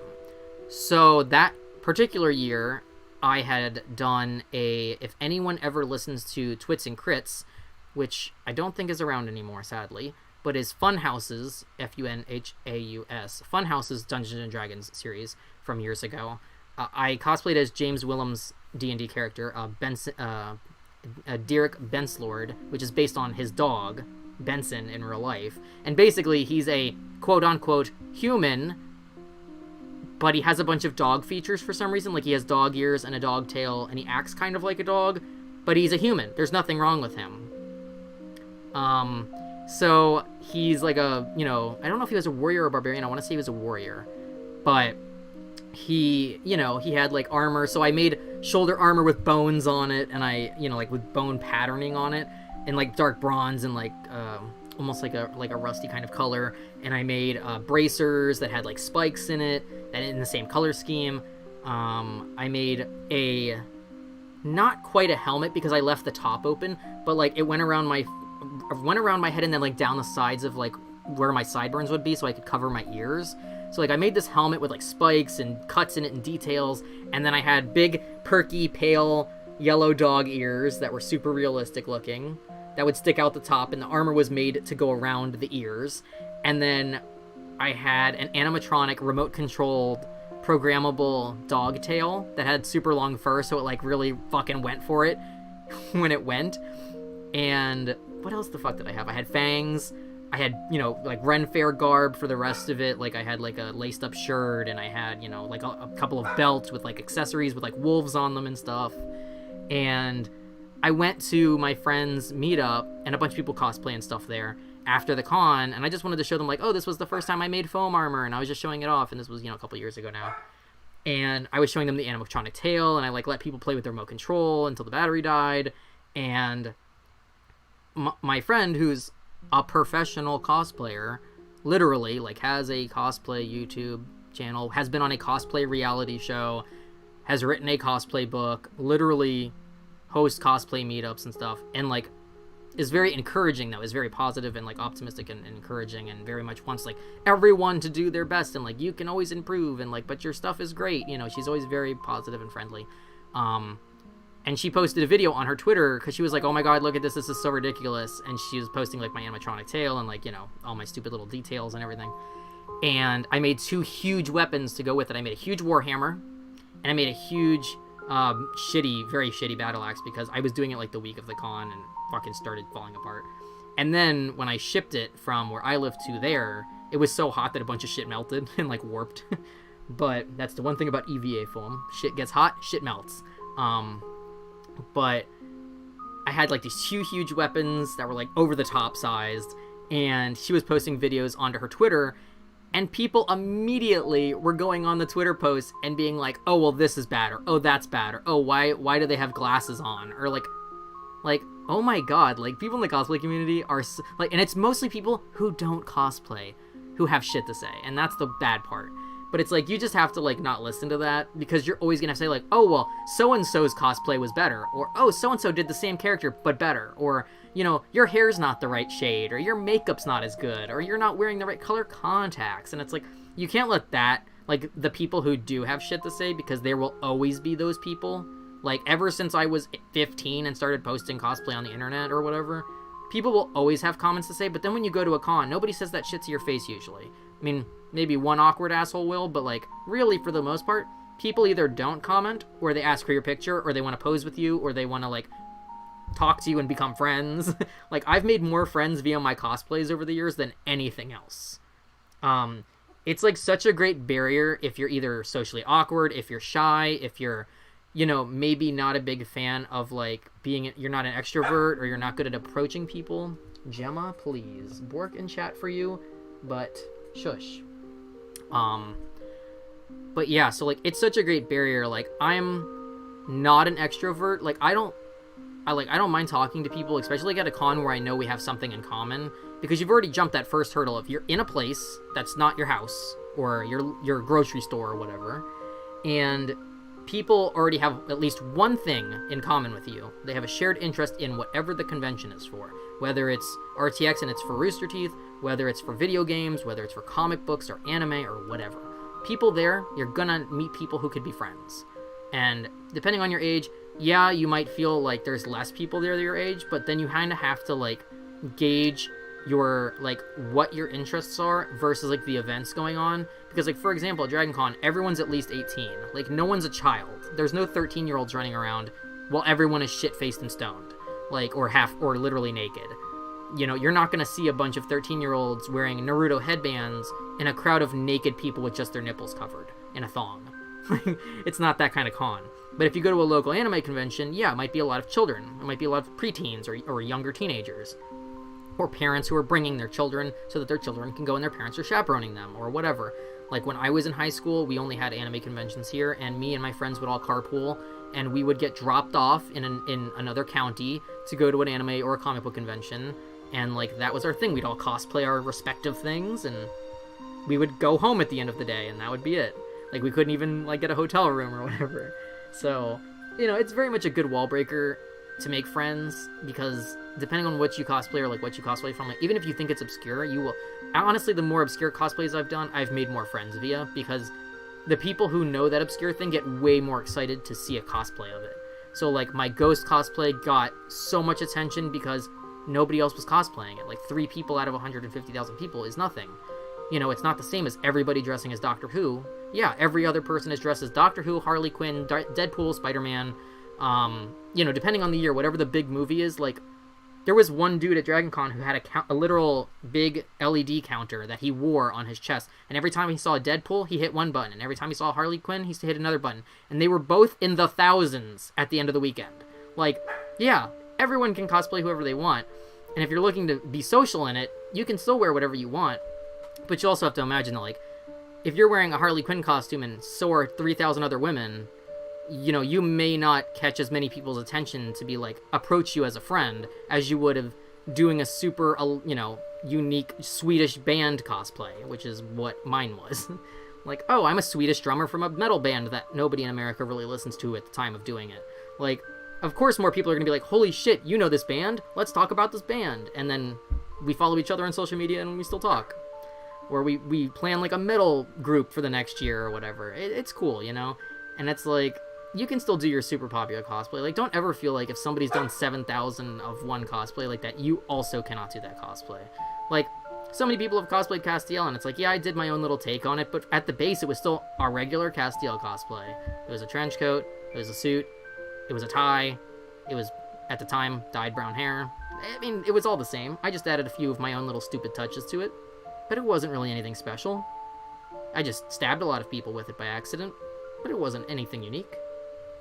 And it's like, and I have dream cosplays that I don't know that I'll ever actually get to do because of skill level or resources or money or time. And it's like, right now, like, I have tons of time, but no resources. So it's like, they're not happening. Like, I would need someone to make me a very elaborate wig. I would need someone to, like, help me do leather work or learn how to do, and I mean, like, elaborate leather work, not basic leather work. Like, it's all stuff that, like, you know, it's... You can commission people if you can afford to. You can learn how to make stuff if you have the space and money to. It's just a matter of how you want to approach things. But I'm very much for everybody trying cosplay at least once. Even if you buy it and don't make it yourself, I don't frown upon that. I have pieces that are commissioned by other people. I didn't make those. I'm not gonna... Now, don't claim you made it if you didn't make it. Like, don't take credit for other people's work. You know, help makers out. Like, when people ask me where I get a helmet made or where I, you know, got a mold from, I tell them. I say, oh, this maker, you know, on this platform or whatever, if they still are around. But if you're not taking credit and, like, stealing credit for designing something or making something really cool, then there's no harm in buying or commissioning cosplay. Like, I know some people are very up their ass about, like, if you don't make it yourself, it's not cosplay. Like, shut the hell up. I'm not here for gatekeeping. Cosplay is a fun hobby. It can be very expensive, but it doesn't have to be. And if you don't have the budget to do expensive, crazy cosplay, then you do what you can with what you got. You know, lots of people do closet cosplay as a thing. Lots of people just, you know, make up their own thing. Lots of people just do OCs, or they modify, like, you know, a pre-existing character to be something more accessible. There's nothing wrong with that. Or they do the fanfic version, or, like, something they've seen from fan art. I've totally done that, where I've been like, bookmark this fan art. I want to cosplay this someday. I would say if you're working from somebody else's designs to ask them first, because some people aren't comfortable with that. Most people are okay with it. I've asked a lot of people in my life about their designs, and most of them have said, yeah, that'd be awesome, just show me pictures when you're done. Or, you know, let people know that, you know, to credit me. As long as you're doing that, you're usually fine. But yeah, like, between cosplay and, like, Ren Fair and stuff, I always encourage people, like, even Halloween, like, dress the fuck up. Like, obviously right now you can't go out really for Halloween, but, like, I very much encourage, like, the dressing up thing, because there is very much, just like how internet users use that anonymity to, like, be a troll and to be an asshole or to harass people, it's kind of like the opposite of that, where you use your anonymity and, like, the facade of a character to kind of allow you to be more social or to be more open to meeting people or to attracting people that have similar interests, if that makes sense. I can ramble about cosplay forever, so tell me to shut the hell up. And also, one last thing I will say about cosplay, unless people want me to keep talking about it, is most makers, especially professional makers, you know, if you look at any big, like, industry maker, whether it be film industry or TV or, you know, in fabrication or prop or set design or whatever, costume design, most makers who have any kind of social presence, whether it be on YouTube, whether it be on Twitter or Instagram, if you ask them a question, they will answer you, you know, assuming that they don't have 8 billion messages a day. Like, it may not be an immediate message, but honestly, most makers will answer you and help you if you have like genuine questions. Obviously, depending on the size of their platform, it may not be easy for them to get to everybody, but they do usually, like, people in the maker community very much want to help. And if you ever want really good help and really good resources for like adult level, I would say cosplay or even beginner, go to the RPF website, which is the Replica Prop Forum, and don't let the name throw you. It is also for costume making, but it is for people who want to replicate something from film, from TV, from comic books, from whatever. I mean, one of my favorite threads that I've ever followed, and people usually will document the entire process of how they've made something, if they're making something from scratch. There was a person on there who made the ripped off car door shield that Captain America uses in the first film. Like the ripped off, I think it was a taxi door or something. They fucking made a fully, like, I mean, it looks like an actual functional car door made out of not car door parts. Let's see. The pop manager for TOP was super cool when I had questions about the Lane Boy hazmats. Do you recommend? Yeah. The prop manager, yeah. Prop managers and stuff and set designers and stuff. That's honestly, that's how me and Marcus became friends, because when I was commissioning my laser team helmet from overseas, from Scotland, the maker, like, we were working from only the teaser trailer. There was no film out yet. There was no costume design photos out. There was nothing. There was just one teaser trailer, and you could only see, like, the front of the helmet and nothing else. So we didn't know what the back looked like. We didn't know what the structure was like of the build. We didn't know how the fuck they made the face shield, because it wasn't like a motorcycle helmet. It was fully fabricated. So I commissioned him, and I had asked so many makers, like professional makers. I had shot them pictures from the teaser trailer, and basically everyone was like, I need more high def res, stuff to work from. They wouldn't take the commission no matter how much I was willing to pay, and I paid a fucking lot.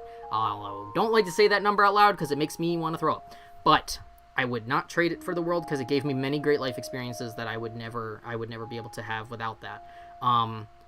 But basically, like, when I was talking to the person I was commissioning, who was a professional prop maker, I told him, I was like, he was tweeting and messaging Marcus about, the design and stuff. And then I was talking to Marcus online about it, because I was like, oh, like, how did you guys, like, what kind of face shield is this? Because we're having trouble finding a face shield similar to this. And they're like, oh, Marcus is like, oh, it's such and such custom skydiving helmet rig. And we're like, oh, okay, so it's working off a skydiving mask. So then we had to look up, which, to buy is not cheap if you've never bought skydiving equipment. So, like, we worked that into so it's like, basically it ended up being, like, I would say 90% accurate from just the teaser trailer, from being able to talk with Marcus. And then because he had talked with Marcus about the build when he was working on it, when the con came around, let's see, I probably started the commission in January January of that year. So that was January of 2015, or the end of 2014 maybe. And then the con was that summer. It was like July or August. So when July or August rolled around and the helmet literally got mailed to me at the convention, like, that's how last minute the helmet, like, it took all year to make. And it's one of a kind. I think he maybe made one for himself. No one else owns any version of this helmet besides the people who made the movie. And he mailed it to me at the con, and I was wearing it between shifts, and Marcus chased me down the street to get photos and to look at it in person.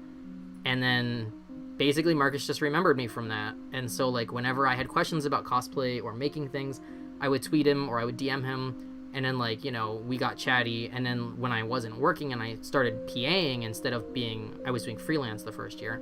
When I stopped doing freelance work at the con and I started doing PA work at the convention the following year, like, I had a lot more exposure to being around him, because of the people that I PA'd for were friends of his and worked with him. And he didn't have a PA, so he was kind of like in our little bubble of entourage, so to speak. And, like, we would just chat a lot and, like, hang out, and then it just went from there. And it was like, yeah, like, I'm not, like, I always worry, like, at cons that people are like, you're just there to, like, get, like, as the kids would say now, like, clout. And it's like, I'm not here for clout. Like, I don't PA for clout. I don't volunteer for clout. I don't try to hang out with famous people for clout. Like, yeah, you've worked on, like, you've made some of the most famous props in modern cinema, but I'm not here for that clout. I'm here because you're a cool person, and I think you're a cool person, like, as a human, just like as a friend. Like, I know some people, like, they can't put a dividing line between, like, this person has worked in the industry with very famous directors like Robert Rodriguez and Quentin Tarantino, and, like, he's, like, he made the machine gun leg for Rose McGowan, and, like, you know, he's made some, he did like all the stuff for like he's in Sin City, like he worked on Sin City and stuff like that, like big movies that people know.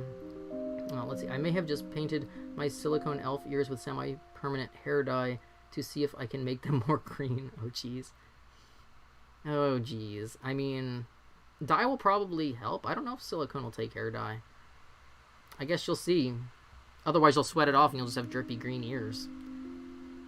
I once airbrushed a very cheap cosplay level wig that was bright purple that I used for my original Kojiro cosplay. So imagine James from Team Rocket, bright purple, lilac colored wig, and I airbrushed it inside my tiny bedroom, mind you, with acrylic paint that I thinned out and ran through an airbrush.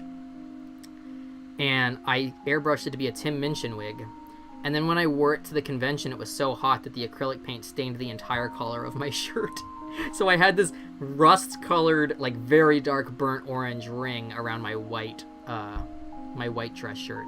That was an actual dress shirt up until that convention. And I was like, oh, cool, great. Like, I fucking just ruined an actual work shirt for a cosplay. It was a nice shirt, too. I was like, damn, it wasn't even a cheap, crappy shirt that I bought. So if you're gonna acrylic spray paint your wigs, because it does stay, make sure you put a finishing spray over it.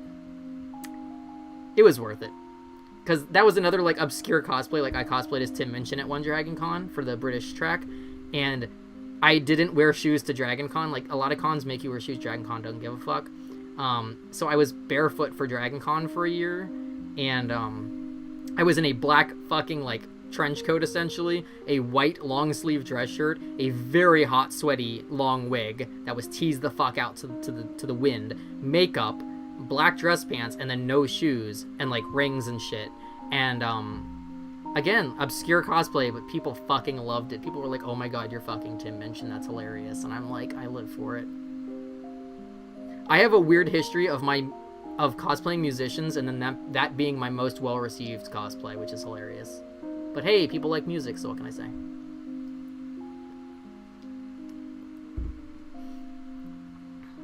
But I've also done the dime a dozen cosplay. Like, I've cosplayed Spider-Man.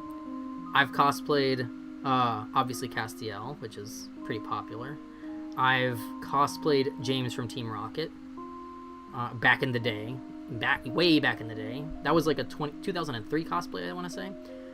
I've cosplayed Draco Malfoy, also way back in the day. Obviously, very popular cosplay. I also have done a Remus Lupin cosplay around the same time, like probably in the same year or two of doing Draco, because I'm also very naturally gray. Like, my hair is basically all gray at this point. But back then I was already gray in high school, so having mixed blonde gray hair worked naturally good for Remus, and I did like crazy shitty makeup and stuff. And I've done Obi-Wan Kenobi, another way too much money invested cosplay, but I wanted a professional seamstress to make my 1,500 layer costume, because if you don't know anything about Jedi costume construction, you want to talk about a sweaty costume, that's it, my dude. I think my robe has a 15-foot hemline. It weighs a ton, and it takes up an entire suitcase. But I loved fucking the Obi-Wan Jedi getup, and this was, again, back in like high school time, early college. I want to say end of high school. I did Obi-Wan. I commissioned that, and that was like, you know, again, that's like Jedi costumes. Nowadays, everyone has a Jedi costume. And then I pulled it out of retirement years later and wore it to Star Wars Celebration. So, yeah, I mean, you never know.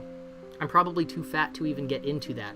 That's the one bad thing about commissioning cosplay when you're really young, like when you're in high school, is that when you're 35, you're not gonna fit into that. And it's not super adjustable, you know? So I've gone through some cosplays, and I've had to get rid of cosplays over the years, or, you know, put them aside until I can either fit into them again or just sell them and start anew. I have bins of cosplay pieces that I either don't fit into or can't wear anymore. I have fursuits. Yeah, I have fursuits. I haven't worn them in years, but I do have them.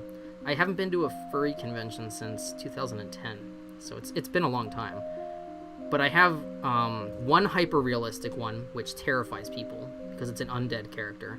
And I got it made by a character an artist known as Carazel, with a Q. And they do hyper-realistic, like, monster designs. So I wanted no one else to touch that character but her. I have a very cartoony candy corn colored tanuki fursuit, partial. And I have my fawn suit, which is actually version 2 of the fawn suit. The first one was all brown, and it just fitted so badly, and it just wasn't what I really asked for when I commissioned it from the first maker, and I won't name them because no hate to them. I just don't think that they wanted to turn down the commission at the time because they were relatively new and coming up. And it was like, we exchanged designs, and then they were like, here's the thing, and I was like, wow, this looks like it was made for somebody like 5 times as big as me, like... yeesh, it really did not work well proportions-wise. It was very bad. And so I sold it, and I commissioned another maker who does professional costume design, and who is very big now, but who was not very big when I commissioned them, to do my current standing fawn costume, but I can't wear because of foot problems now. But I would like to get that. I would like to get the feet part fixed so that I can wear them again, because the hoof boots that I have now are like version 1.0 of what they make, and now they make like much more comfortable hoof boots, and I would like to get updated. But the problem is that because my character is such a unique color scheme, like I'd really have to have them match it, and it would be kind of tricky. If it was just a plain color, like pre-dyed fur, it wouldn't be so bad, but it's a fully white suit that was hand-dyed moss green and dark green, so with hand-painted designs. So it's a little bit more intricate to have replaced than just buying a new pair. Because lots of people make boots. You could just buy, if you want white, black, brown, normal, solid color furs, that's easy to do for cheap. But to get custom-made ones is not so cheap, and it's not in the budget, so it hasn't been done. I probably can still fit into that costume, because it had a little bit of give, elastic waistband to hold it up. So I'm pretty sure I could still fit into that, but I just don't think I could wear it because of my foot. I technically probably need foot surgery, but that's another thing I can't afford, so I just haven't had foot surgery in like 10 years of needing it. But that's another cosplay that I love, but that's mostly used for garb. I've never really worn that to a furry convention. I've only ever worn that to Renaissance fairs. With lots of prosthetics and body paint and whatnot, airbrush body paint and whatnot. One of the most obscure costumes I've ever worn wasn't technically to a con, but I could wear it to a con, and I've thought about it in the past, is I did cross-dressed Ed Wood, mustache, like film clacker, like in a black skirt, in black strappy high heels with like my hair slicked back and, bad eye makeup and stuff, and I have a vintage camera I bought when I was in England, and I carried that as a prop, and I wore it to an office Halloween party, and my boss was so shocked to see me wearing heels, a skirt, and makeup, let alone having like a solid black painted on mustache, because I don't have black hair, so my mustache is not that dark. And he was so shocked, and then it took him an hour of looping my office and looking in my window to figure out, because he knew, he recognized the concept, and then he was like, oh my god, he's like, are you dressed like Ed Wood Jr.? And I'm like, yes. And he's like, okay. He's like, are you gonna enter the costume contest? And I was like, no, because I was the office photographer basically, so I never participated in the costume contest because I always felt it was unfair. They're like, oh, I have a $3,000 cosplay that I could just pull out of the closet and wear to the costume party and win over everyone's $20 Party City costume, you know what I mean? So I I wore this Ed Wood costume.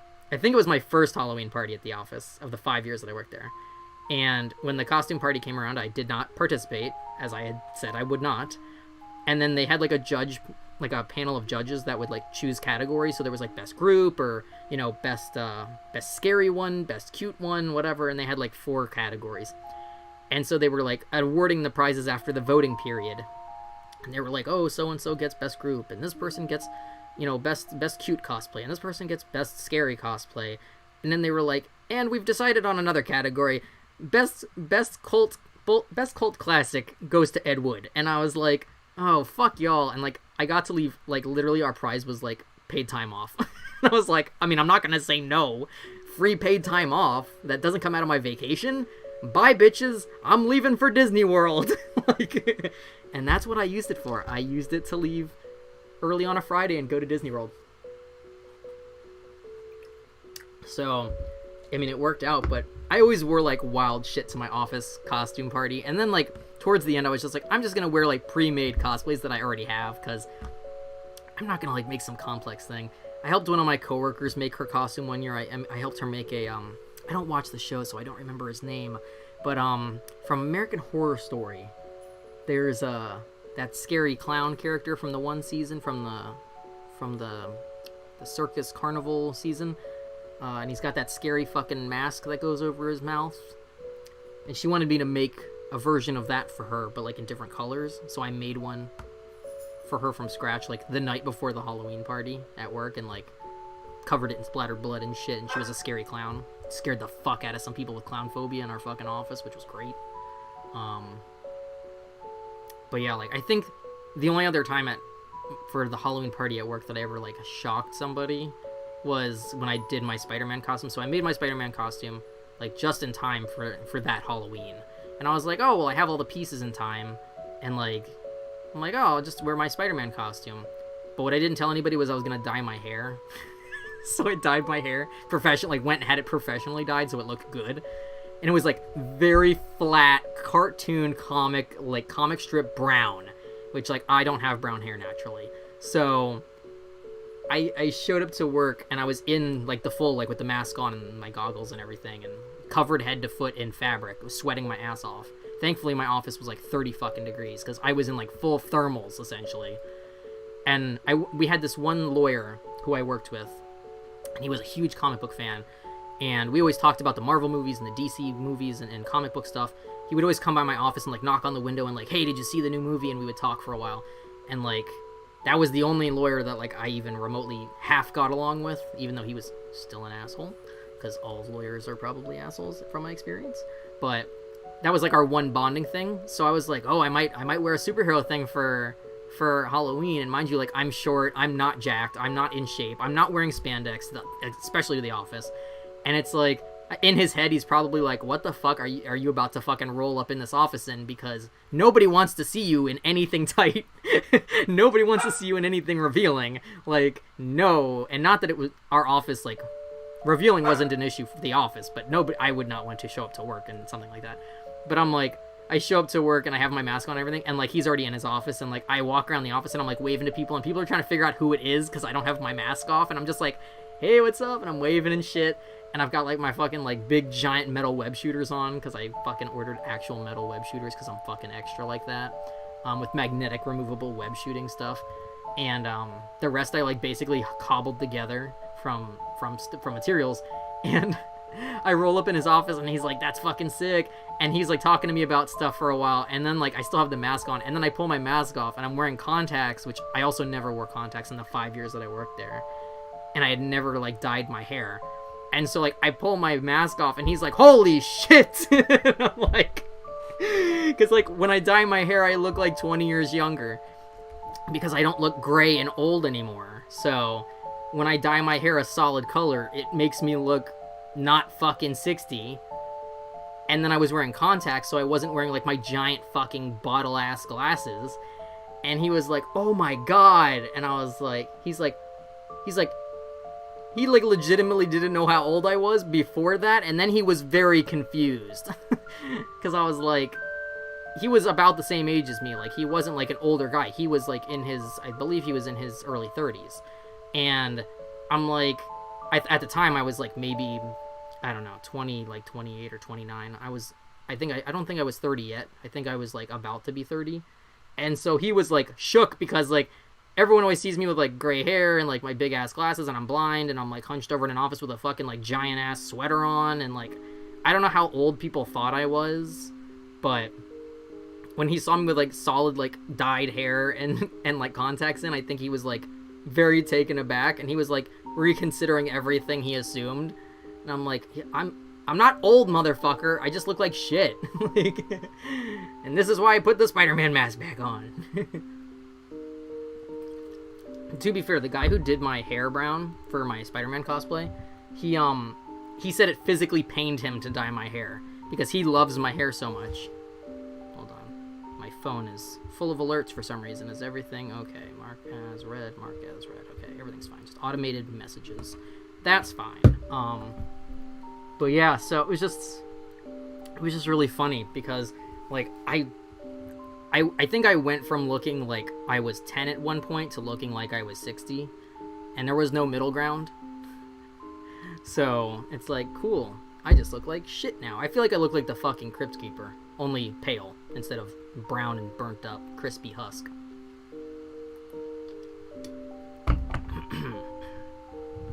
But good times. If anyone ever has cosplay questions, you can always feel free to ask. Not necessarily on chat, but like, if you know, on Twitter, you can always shoot me a message on Twitter. I'm always down to help, like, people figure out, like, better, like, resourceful ways to make something. Because, like I said, like, I think people always look at a project and in their head they imagine, like, the most elaborate, expensive way to do it. Or, like, the most difficult way to do it. And, like, sometimes, like, there's a super easy, cheap way to do it. It may not look as polished if you're not as skilled, but, like, practice makes improvement. So, the hiccups, sorry. Your hair is really glorious. No, my hair looks like the fucking Crypt Keeper. My hair used to be glorious. I won't say that my hair wasn't glorious previously. My hair is no longer glorious. My hair is now all over the fucking floor. It is gone. The good days of hair is gone. 30 came and my hair left. I had such good fucking hair for the first chunk of my life. Man, and I did not take it for granted. I fucking loved my hair. I never used hair products. My hair always had such good volume and thickness, and it was so fucking, like, springy and bouncy and just, like, wavy at the right amount, and it was just good, and I didn't care about it going gray or whatever, but it all fell out, so I cared about that part, so it's all gone now, and listen, if I don't have a comb over in 5 years, I'll be fucking impressed. But to be fair, and I've told April this, if the rest of my hair actually, like, continues to fall out, I will just shave my head and buy a wig. Like, I'm not gonna be that asshole who's like 35 with a comb over. I refuse. Like, my dad did that thing. Like, he had a comb over his, like, whole adult life, basically, with all white Steve Martin style hair. Like, his hair went white at like 20, and my hair started going gray in like middle school, give or take. And it's like, I don't mind it going white, but I care more about it falling out. And it's definitely falling out. There's not even denying. Like, it's not even like I think it's falling out. Like, when my hair was at its best, like, I could brush my hair and like 3 hairs would come out. Now I touch my hair and my hand is full of hair, like, en masse. And I definitely, let's see. Mine has grown out enough. I look like a weirdo black and white dandelion poof. Head tattoos. I don't think I could ever get head tattoos. I won't go into it, but I don't think I could get head tattoos medically. But nor pain tolerance wise, because I'm a giant baby. Giant baby confirmed. Head tattoos are cool in theory. I just don't know that I could do them. I would just get a cool, like, vampire wig from like a cosplay company and just wear that. Or finally invest in like one of my dream cosplay wigs and just wear that all the time. Which, one of my dream cosplays that is one of the ones that's out of my skill and or money range right now, is I want to do and I mean like screen accurate. I'm talking super good. Like, I would need professional assistance to have it actually be good. I want a screen accurate Feely from The Hobbit cosplay. That is what I want. That is a dream cosplay for me. I know that everyone's like, the Hobbit movies suck. I don't care about your opinion on the movies. Costume design in The Hobbit was god tier costume design. If you look at the actual details and like the art and making of, those costumes are so fucking good. The wigs are so good. The prosthetics are amazing. All of it, like, there's so much detail and there's so many layers. I want giant baby tattoos. No, not giant baby tattoos. That sends some other kind of message. I'll pass. But it was so good, non-identical dwarves. Yeah. So I really want to do a screen accurate Feely cosplay, and I actually have a metal replica of Feely's sword on my wall. It weighs about 15 pounds because it's not meant to slice. It is meant to break. You could break a skull open in real life with this sword. Like, if somebody ever broke in my house and I was awake and home when it happened, and they did not have a gun, they would die. And not from being stabbed or chopped or shot, but from having their skull or shoulder clearly removed from their body. Like, he actually, so Dino Gorman, if you're not familiar with him elsewhere outside of that role, he plays the god Bragi in The Almighty Johnsons, which is a New Zealand show that aired for a couple of years and is, no pun intended, god tier television. I don't think I ever cried at the end of a TV show until I watched The Almighty Johnsons, and I sobbed at the end of that show. But he plays Bragi, and fully naked, and hot, and Jesus Christ, Dino Gorman body, naked, yeah, because he's kind of a slut in the show. It's kind of like the joke is that they're all brothers or family, and he's just a giant whore, and it's great. And then he played Feely, and I was like, oh no, this is a slippery slope. But like, as somebody who is blonde and gray and has streaky hair in the first place, like, I used to have ass length hair up until I was about 15 or 16, because my parents just didn't let me cut it. But like, in my head, I was like, when I'm an adult, like when I'm older, like, this is the look I Viking look. I want to have like this long flowing mane of gold hair, and then all my hair fell out, so it didn't happen. So wig, Feely wig, that would be the go-to replacement for when I lose all the rest of my hair, because it's coming. Probably sooner than later, sadly. But yeah, oh man. Feely's up there on a dream cosplay list. Film opinions aside, I mean, that costume is so good. The accessories are so good. He's the one who carries all the weapons, so he has like 80 fucking weapons hung about him. I mean, he's got 2 swords. They're fucking badass. They're cleaving swords. They're not stabbing or slicing swords. I'm short as fuck, so I've already cosplayed a fucking hobbit because I am a fucking hobbit. So to cosplay a dwarf is just, that's just a matter of proportions with the costume and the prop design and stuff. I mean, I'm already there.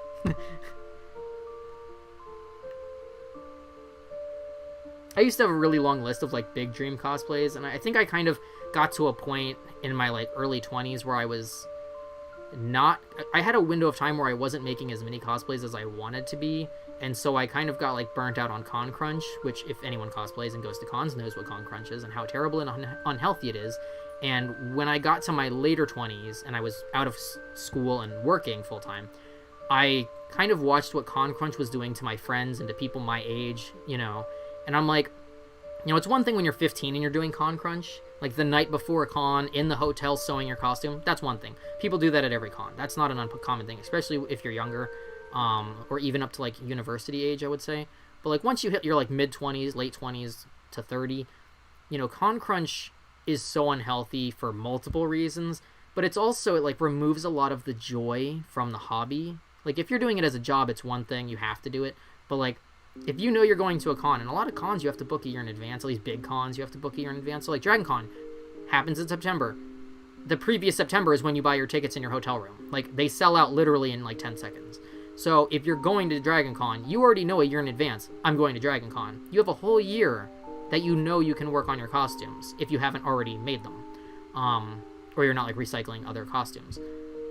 But it's like so many people like put it off. They're like, oh, I got plenty of time, and then they underestimate how much time they have left. And then like the whole week leading up to the con, they're not sleeping, they're not eating, they're not, they're fucking their bodies up, they're getting exhausted. And that's why so many people get con plague, as they call it, or con crud.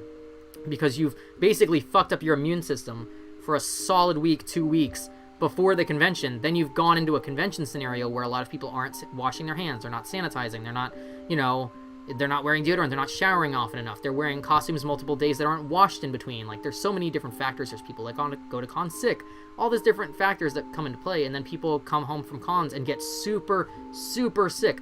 I'm gonna tell you, in my entire life of going to conventions, I am 33 years old. I've been going to cons probably since I was 14. I have never once gotten con crud, ever. I have a shitty immune system. This is coming from somebody who got sick during 2 different pandemics. I got COVID and I got H1N1, and neither fucking, telling you what, never gotten con crud. Not even working at cons have I gotten con crud, and I have touched every motherfucker's phone at a convention to take pictures for them.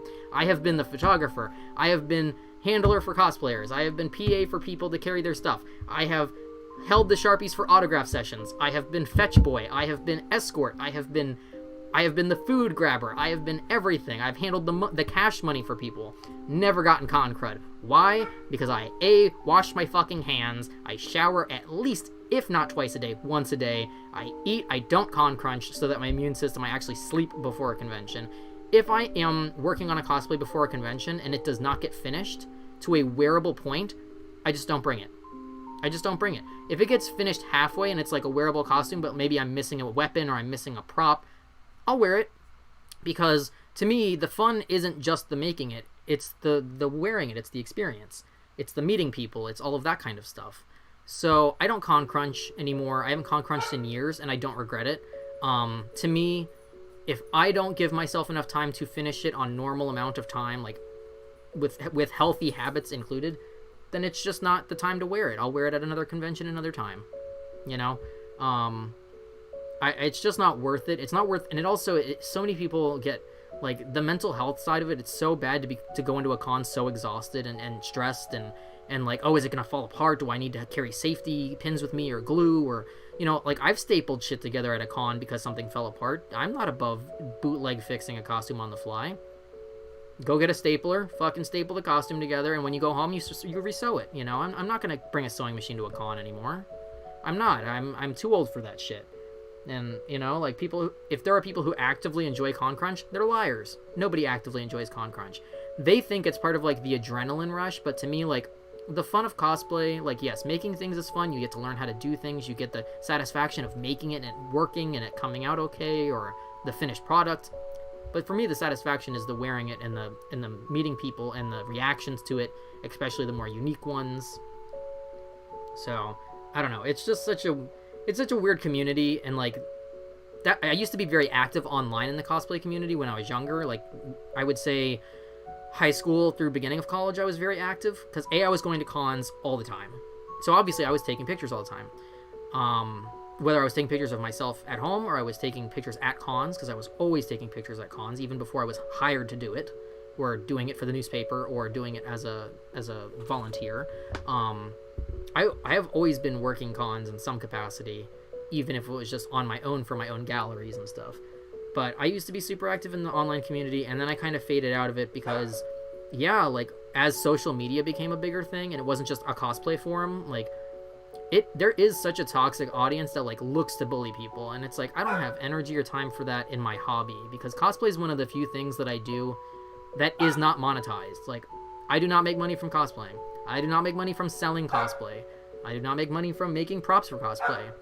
And I have actually considered opening up commissions to do, like, prop design or, you know, weapon design or armor design. I think armor design is harder, especially now with COVID, because somebody would have to send me either a mold or a cast or a duct tape dummy of whatever body part. And a lot of people don't know how to do that properly, and it then becomes a much bigger issue of, like, you can't guess somebody's body measurements if they don't know how to measure correctly, or they can't send you a cast or a mold. That's a whole other thing. But, like, somebody wants a sword or an axe made or the hammer, or, like, sure, somebody wants a small prop made, sure, whatever. It's like, I have infinite amounts of foam, and I have paint, and I have glue, and, like, I have Dremels, I have a respirator, I have lots of knickknacks. Like, I can make shit. It's just a matter of, like, do I want to monetize every single hobby I have? Not necessarily. I mean, if it would make me money, I would do it. But it's also, like, I would have to make a bunch of example pieces to post, and then that's, like, a whole other thing, and you know how it is. So for me, I've just kind of kept it, like, it's probably my only hobby that's actually a hobby. Like, I do it, I don't get paid to do it, I enjoy doing it, I only do it because I enjoy doing it. I only cosplay characters that I either really love, or I think their design is fucking amazing, or it's from a show or a movie or a comic that I fucking absolutely love. Because I think so many people go, and even back in the day, this was such a popular thing. You'd go onto the cosplay forum back in 2004, and every other post would be, here's a picture of me, who do I look like, who should I cosplay? And, like, to me, like, if you're just looking to cosplay to look identical to a cartoon character or to a comic book character or to a movie character, like, I feel like that's not as fun.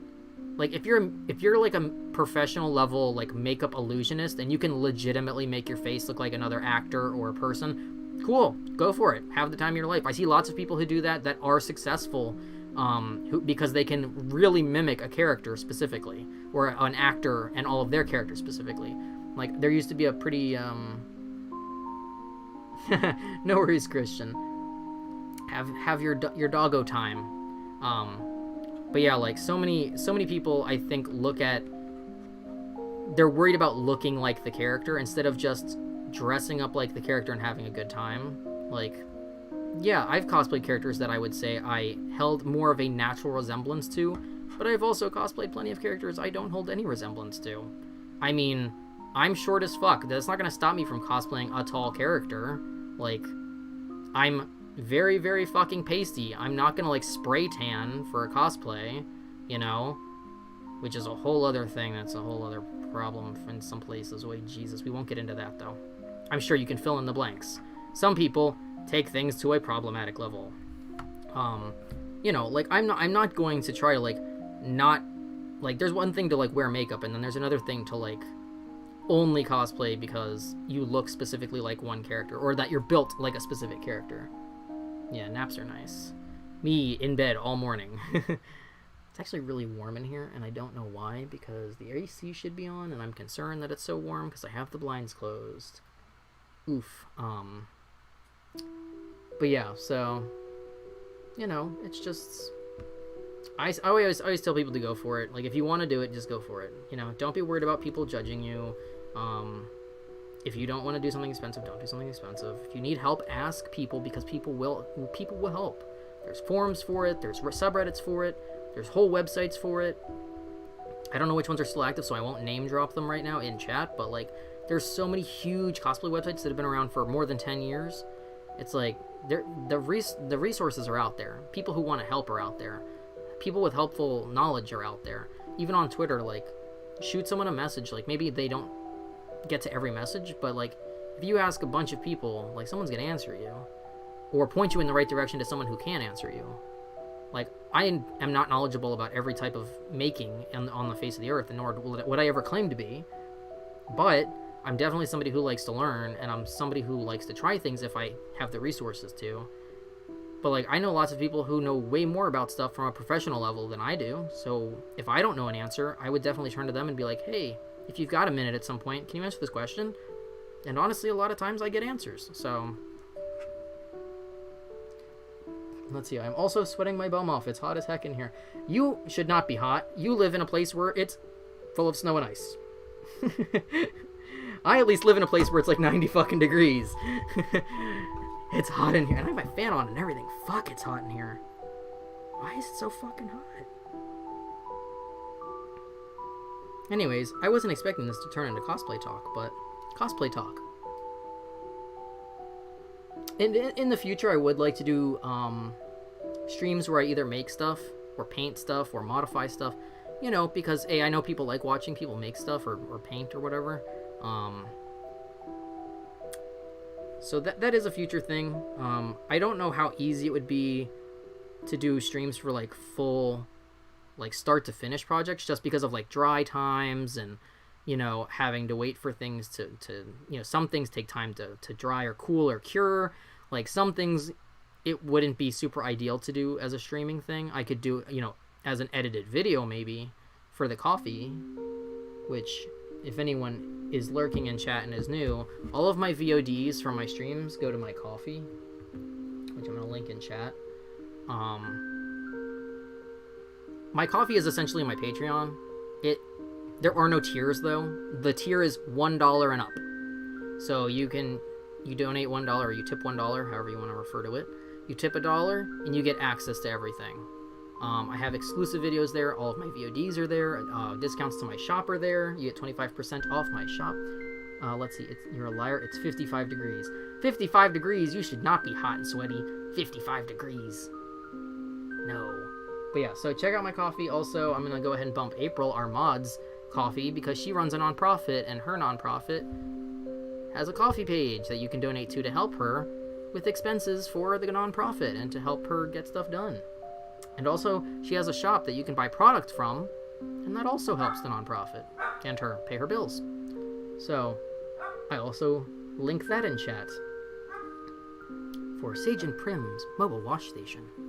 Ding. You need a jingle. Are you going to hire someone to make you a jingle? Or like an ice cream truck's... You need ice cream truck music, but for soap.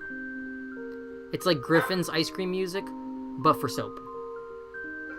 Also, we're still raising money for Black Girls Code. And if you're watching this live on Twitch, down below there is a causes section under my video, and there is a Tiltify also from January for Trans Lifeline. So all of our Tiltifys will be up until the end of 2021. Each month we're opening a new one. Gemma's very excited about it. Gemma, stop being so excited about the charities. Dog money doesn't help. You're hiring me to make a jingle? Oh, I can't make a jingle. I am not that quick nor clever, nor am I musical. I am not the person to write a jingle. My cousin could literally write you a jingle because he's done music for commercials. he's made commercials. He could probably be helpful in that capacity.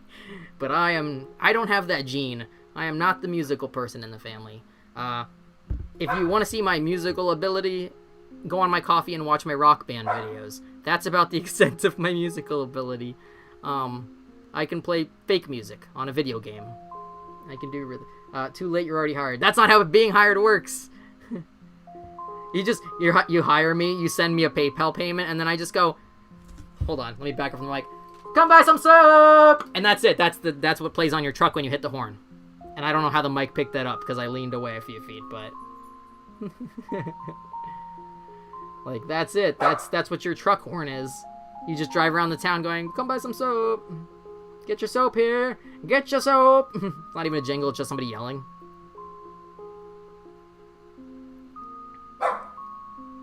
Gemma's very excited. Gemma's like, you've been streaming for too long and talking to yourself in your bedroom for too long. What's wrong with you, crazy person? Anywho. Hopefully me talking to myself and to you guys about cosplay and cons and making stuff. Let's see. I think this means that you need to do it, Christian. Yes, Christian, you're hired. I'm outsourcing. I'm outsourcing the work. I'm outsourcing the work to Christian. Oh boy. To the tune of soap. Yeah. There you go. Oh man. That's so funny. Gemma's very excited about the soap jingle. She's like, what are you fucking yelling about? Are you crazy? He needs a TikTok dance. Oh well, now we're really in trouble. My ass isn't even on TikTok, so if I do like a floss movement, is that a TikTok dance? Like if I'm an old person doing a floss movement, does that count as a TikTok dance? Or like, what is it called? The Orange Justice? Is that what it's called? The Orange Justice? Am I thinking of the right name? If I Orange Justice really badly while yelling soap over and over again? I can't remember which one's which. Is Orange Justice the one with the knee movement, or is Orange Justice the kicking one? What's the kicking one called? Where you like pump your fist and kick your foot? What's the name of that one? I'm old. Hi. If you play Fortnite and you are actually on my Twitch channel, I don't know why you're here, but hi. All I ever see in my head when I think about video game dances is all the Overwatch voice actors doing the dances from their characters' emotes, which AKA includes Matthew Mercer doing McCree's dance emote in cowboy boots. It's all I see in my head. I've never played Fortnite, so can't help you on Fortnite dances either. I'm 41 Ghost, I can't help you. Yeah, nope, not TikTok in here. My god, it is really fucking hot in here, and I really don't know why. Jeez Louise. I wonder how hot it is outside. It's hot as shit in this room. And there's AC and a fan. It should not be so hot. Let's see, what is the real feel? Bitch, it says the real feel is 85 outside. No, yeah, maybe where it's not sunny, but it's sunny as shit right now. It says it's supposed to be cloudy. No, it isn't. It is not cloudy. No fucking clouds here. I can see, like, I have my curtains closed, but there's, like, a crack in the curtains, and it's, like, blazingly bright sunlight shooting through my curtain. Oh, my God, I'm so sweaty. Eesh. And I'm wearing shorts and everything. It's not even like I'm wearing, like, jeans or pants or anything. I'm wearing shorts. Shouldn't be sweating in my bedroom. Sitting down. Not doing anything. Talking to some friendos on Twitch.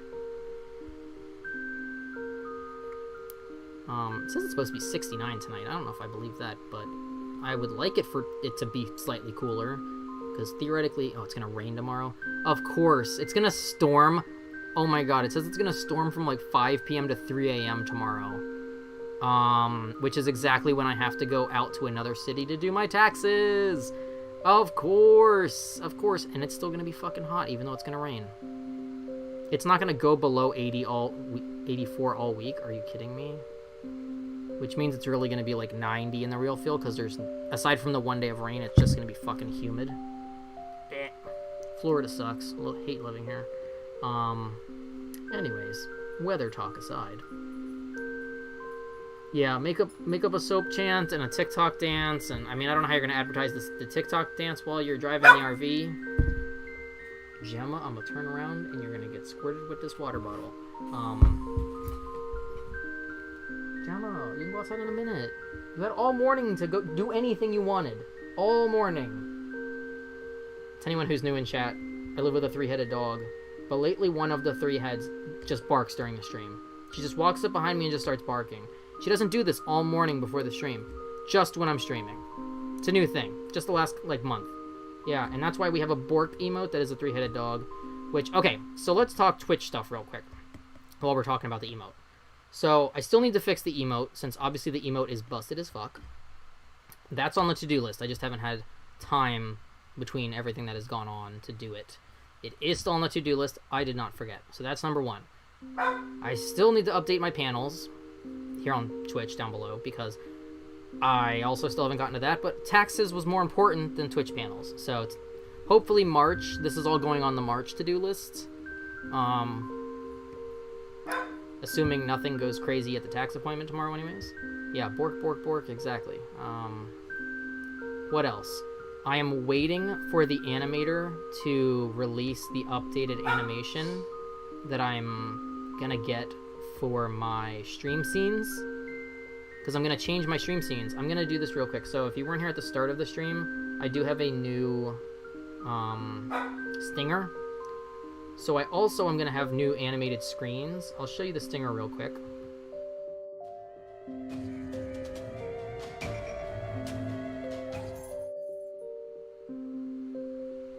That's my new stinger transition, and I'm going to have new animated starting soon, BRB, and ending of stream screens probably.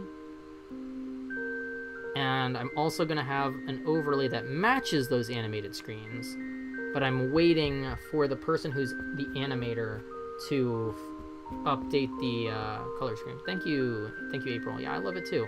And the person who made the that stinger has made a bunch of variations of that, and it was literally $3. And they have a free one too that's different, but they're all slightly different.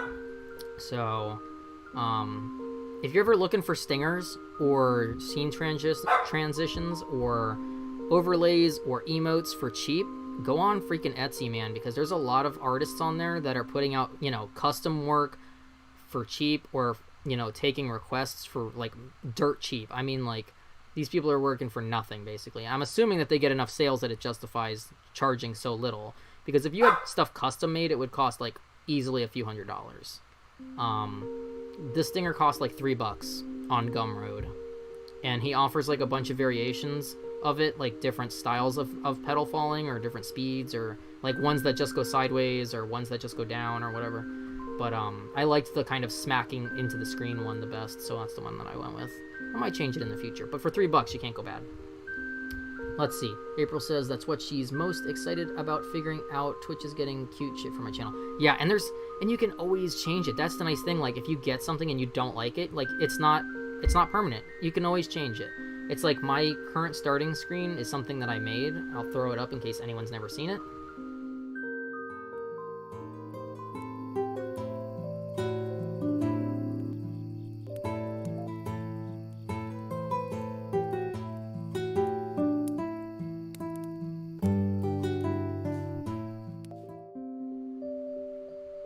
But, like, I made that. It's nothing fancy. It's video looped from my Animal Crossing with custom audio over it that's not from the game. Like, the campfire sounds are artificial, and the music is obviously overlaid.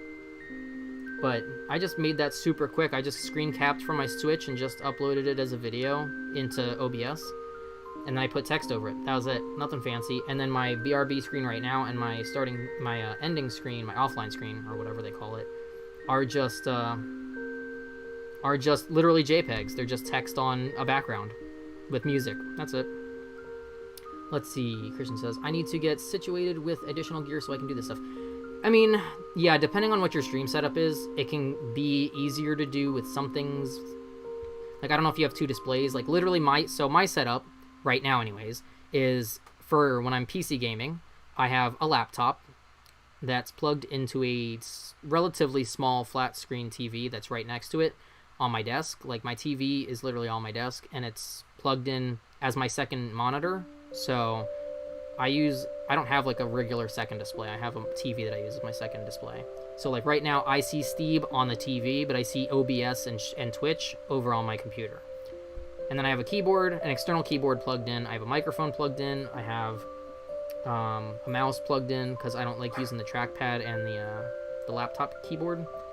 I have the medium size Elgato Stream Deck, which now they have a mini and an extra large. I have the medium, but I bought it when it was the only one, so it was the original technically.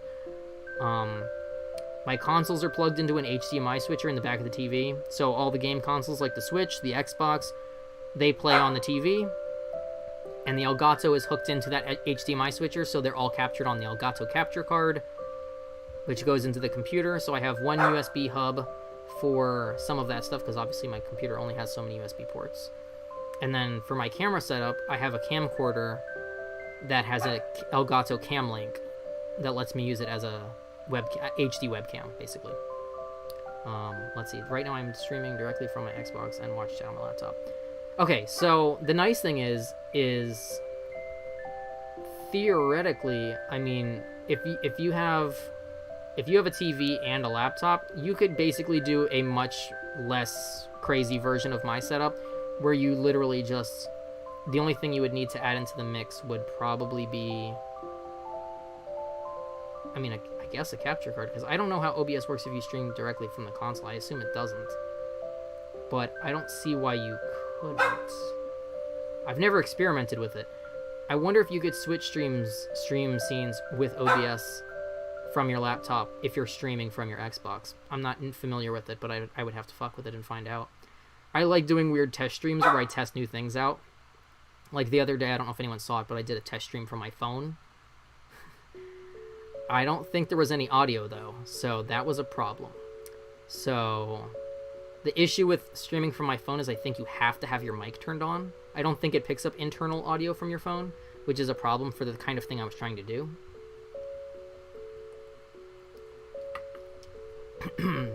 But we'll see in the future. I'll fuck with it some more.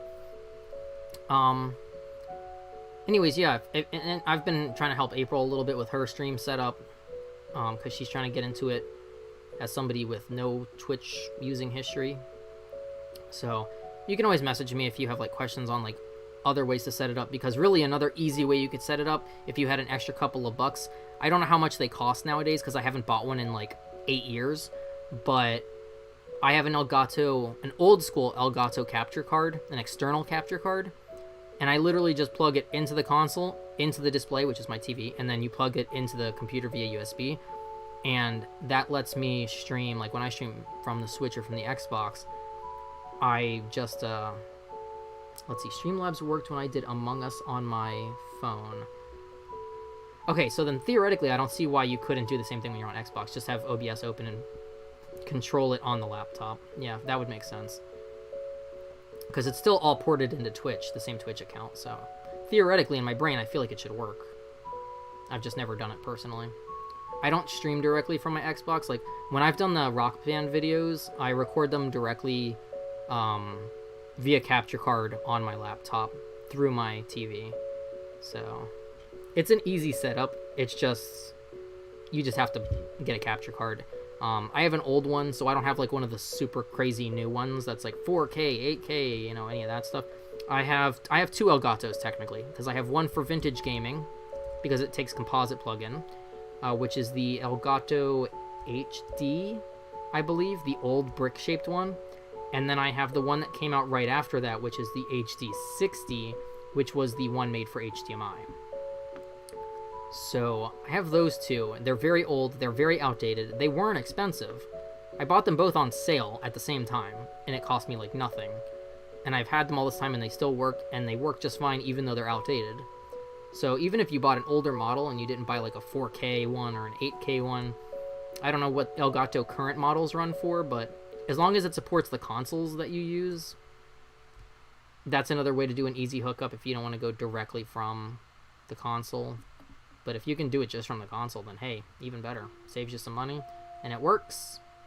That's all that matters. But yeah, like my setup's chaotic and kind of a hot mess, but it works.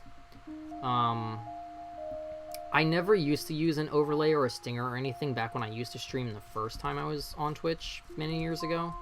I just straight up streamed gameplay and then had like an offline screen at the end, and that was it.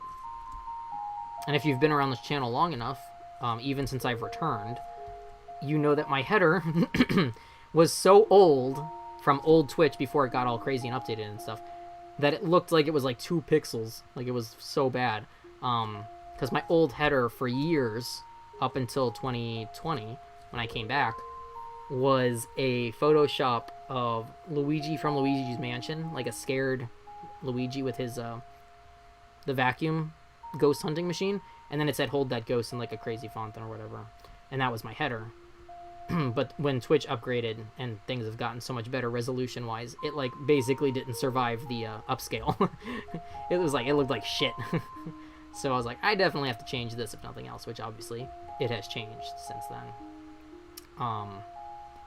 But yeah, like really, like there's tons of free resources too. There's tons of free transitions out there. There's tons of free overlays. There's tons of free emotes and like open source stuff you can get. Like you don't have to drop a lot of money into streaming if you don't want to. It's just like anything else. And if you know how to make stuff, obviously you can make your own stuff. So it's just a matter of time and energy and skill at that point, and not so much money.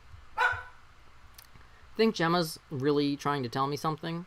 So I think I'm going to see if anyone's online to raid on my list. Let's see who's online. Let's see, what is this? Dragon Age Inquisition. How about that? Okay. I think we're going to go ahead. Well, thank you again to everyone who hung out with our little plant chill cosplay talk stream / tax talk stream. I don't know how interesting or helpful or relatable any of it was, but I just wanted to have a little chill time today. Because tomorrow is tax day, for me, I will not be streaming unless Hell Freeze is over.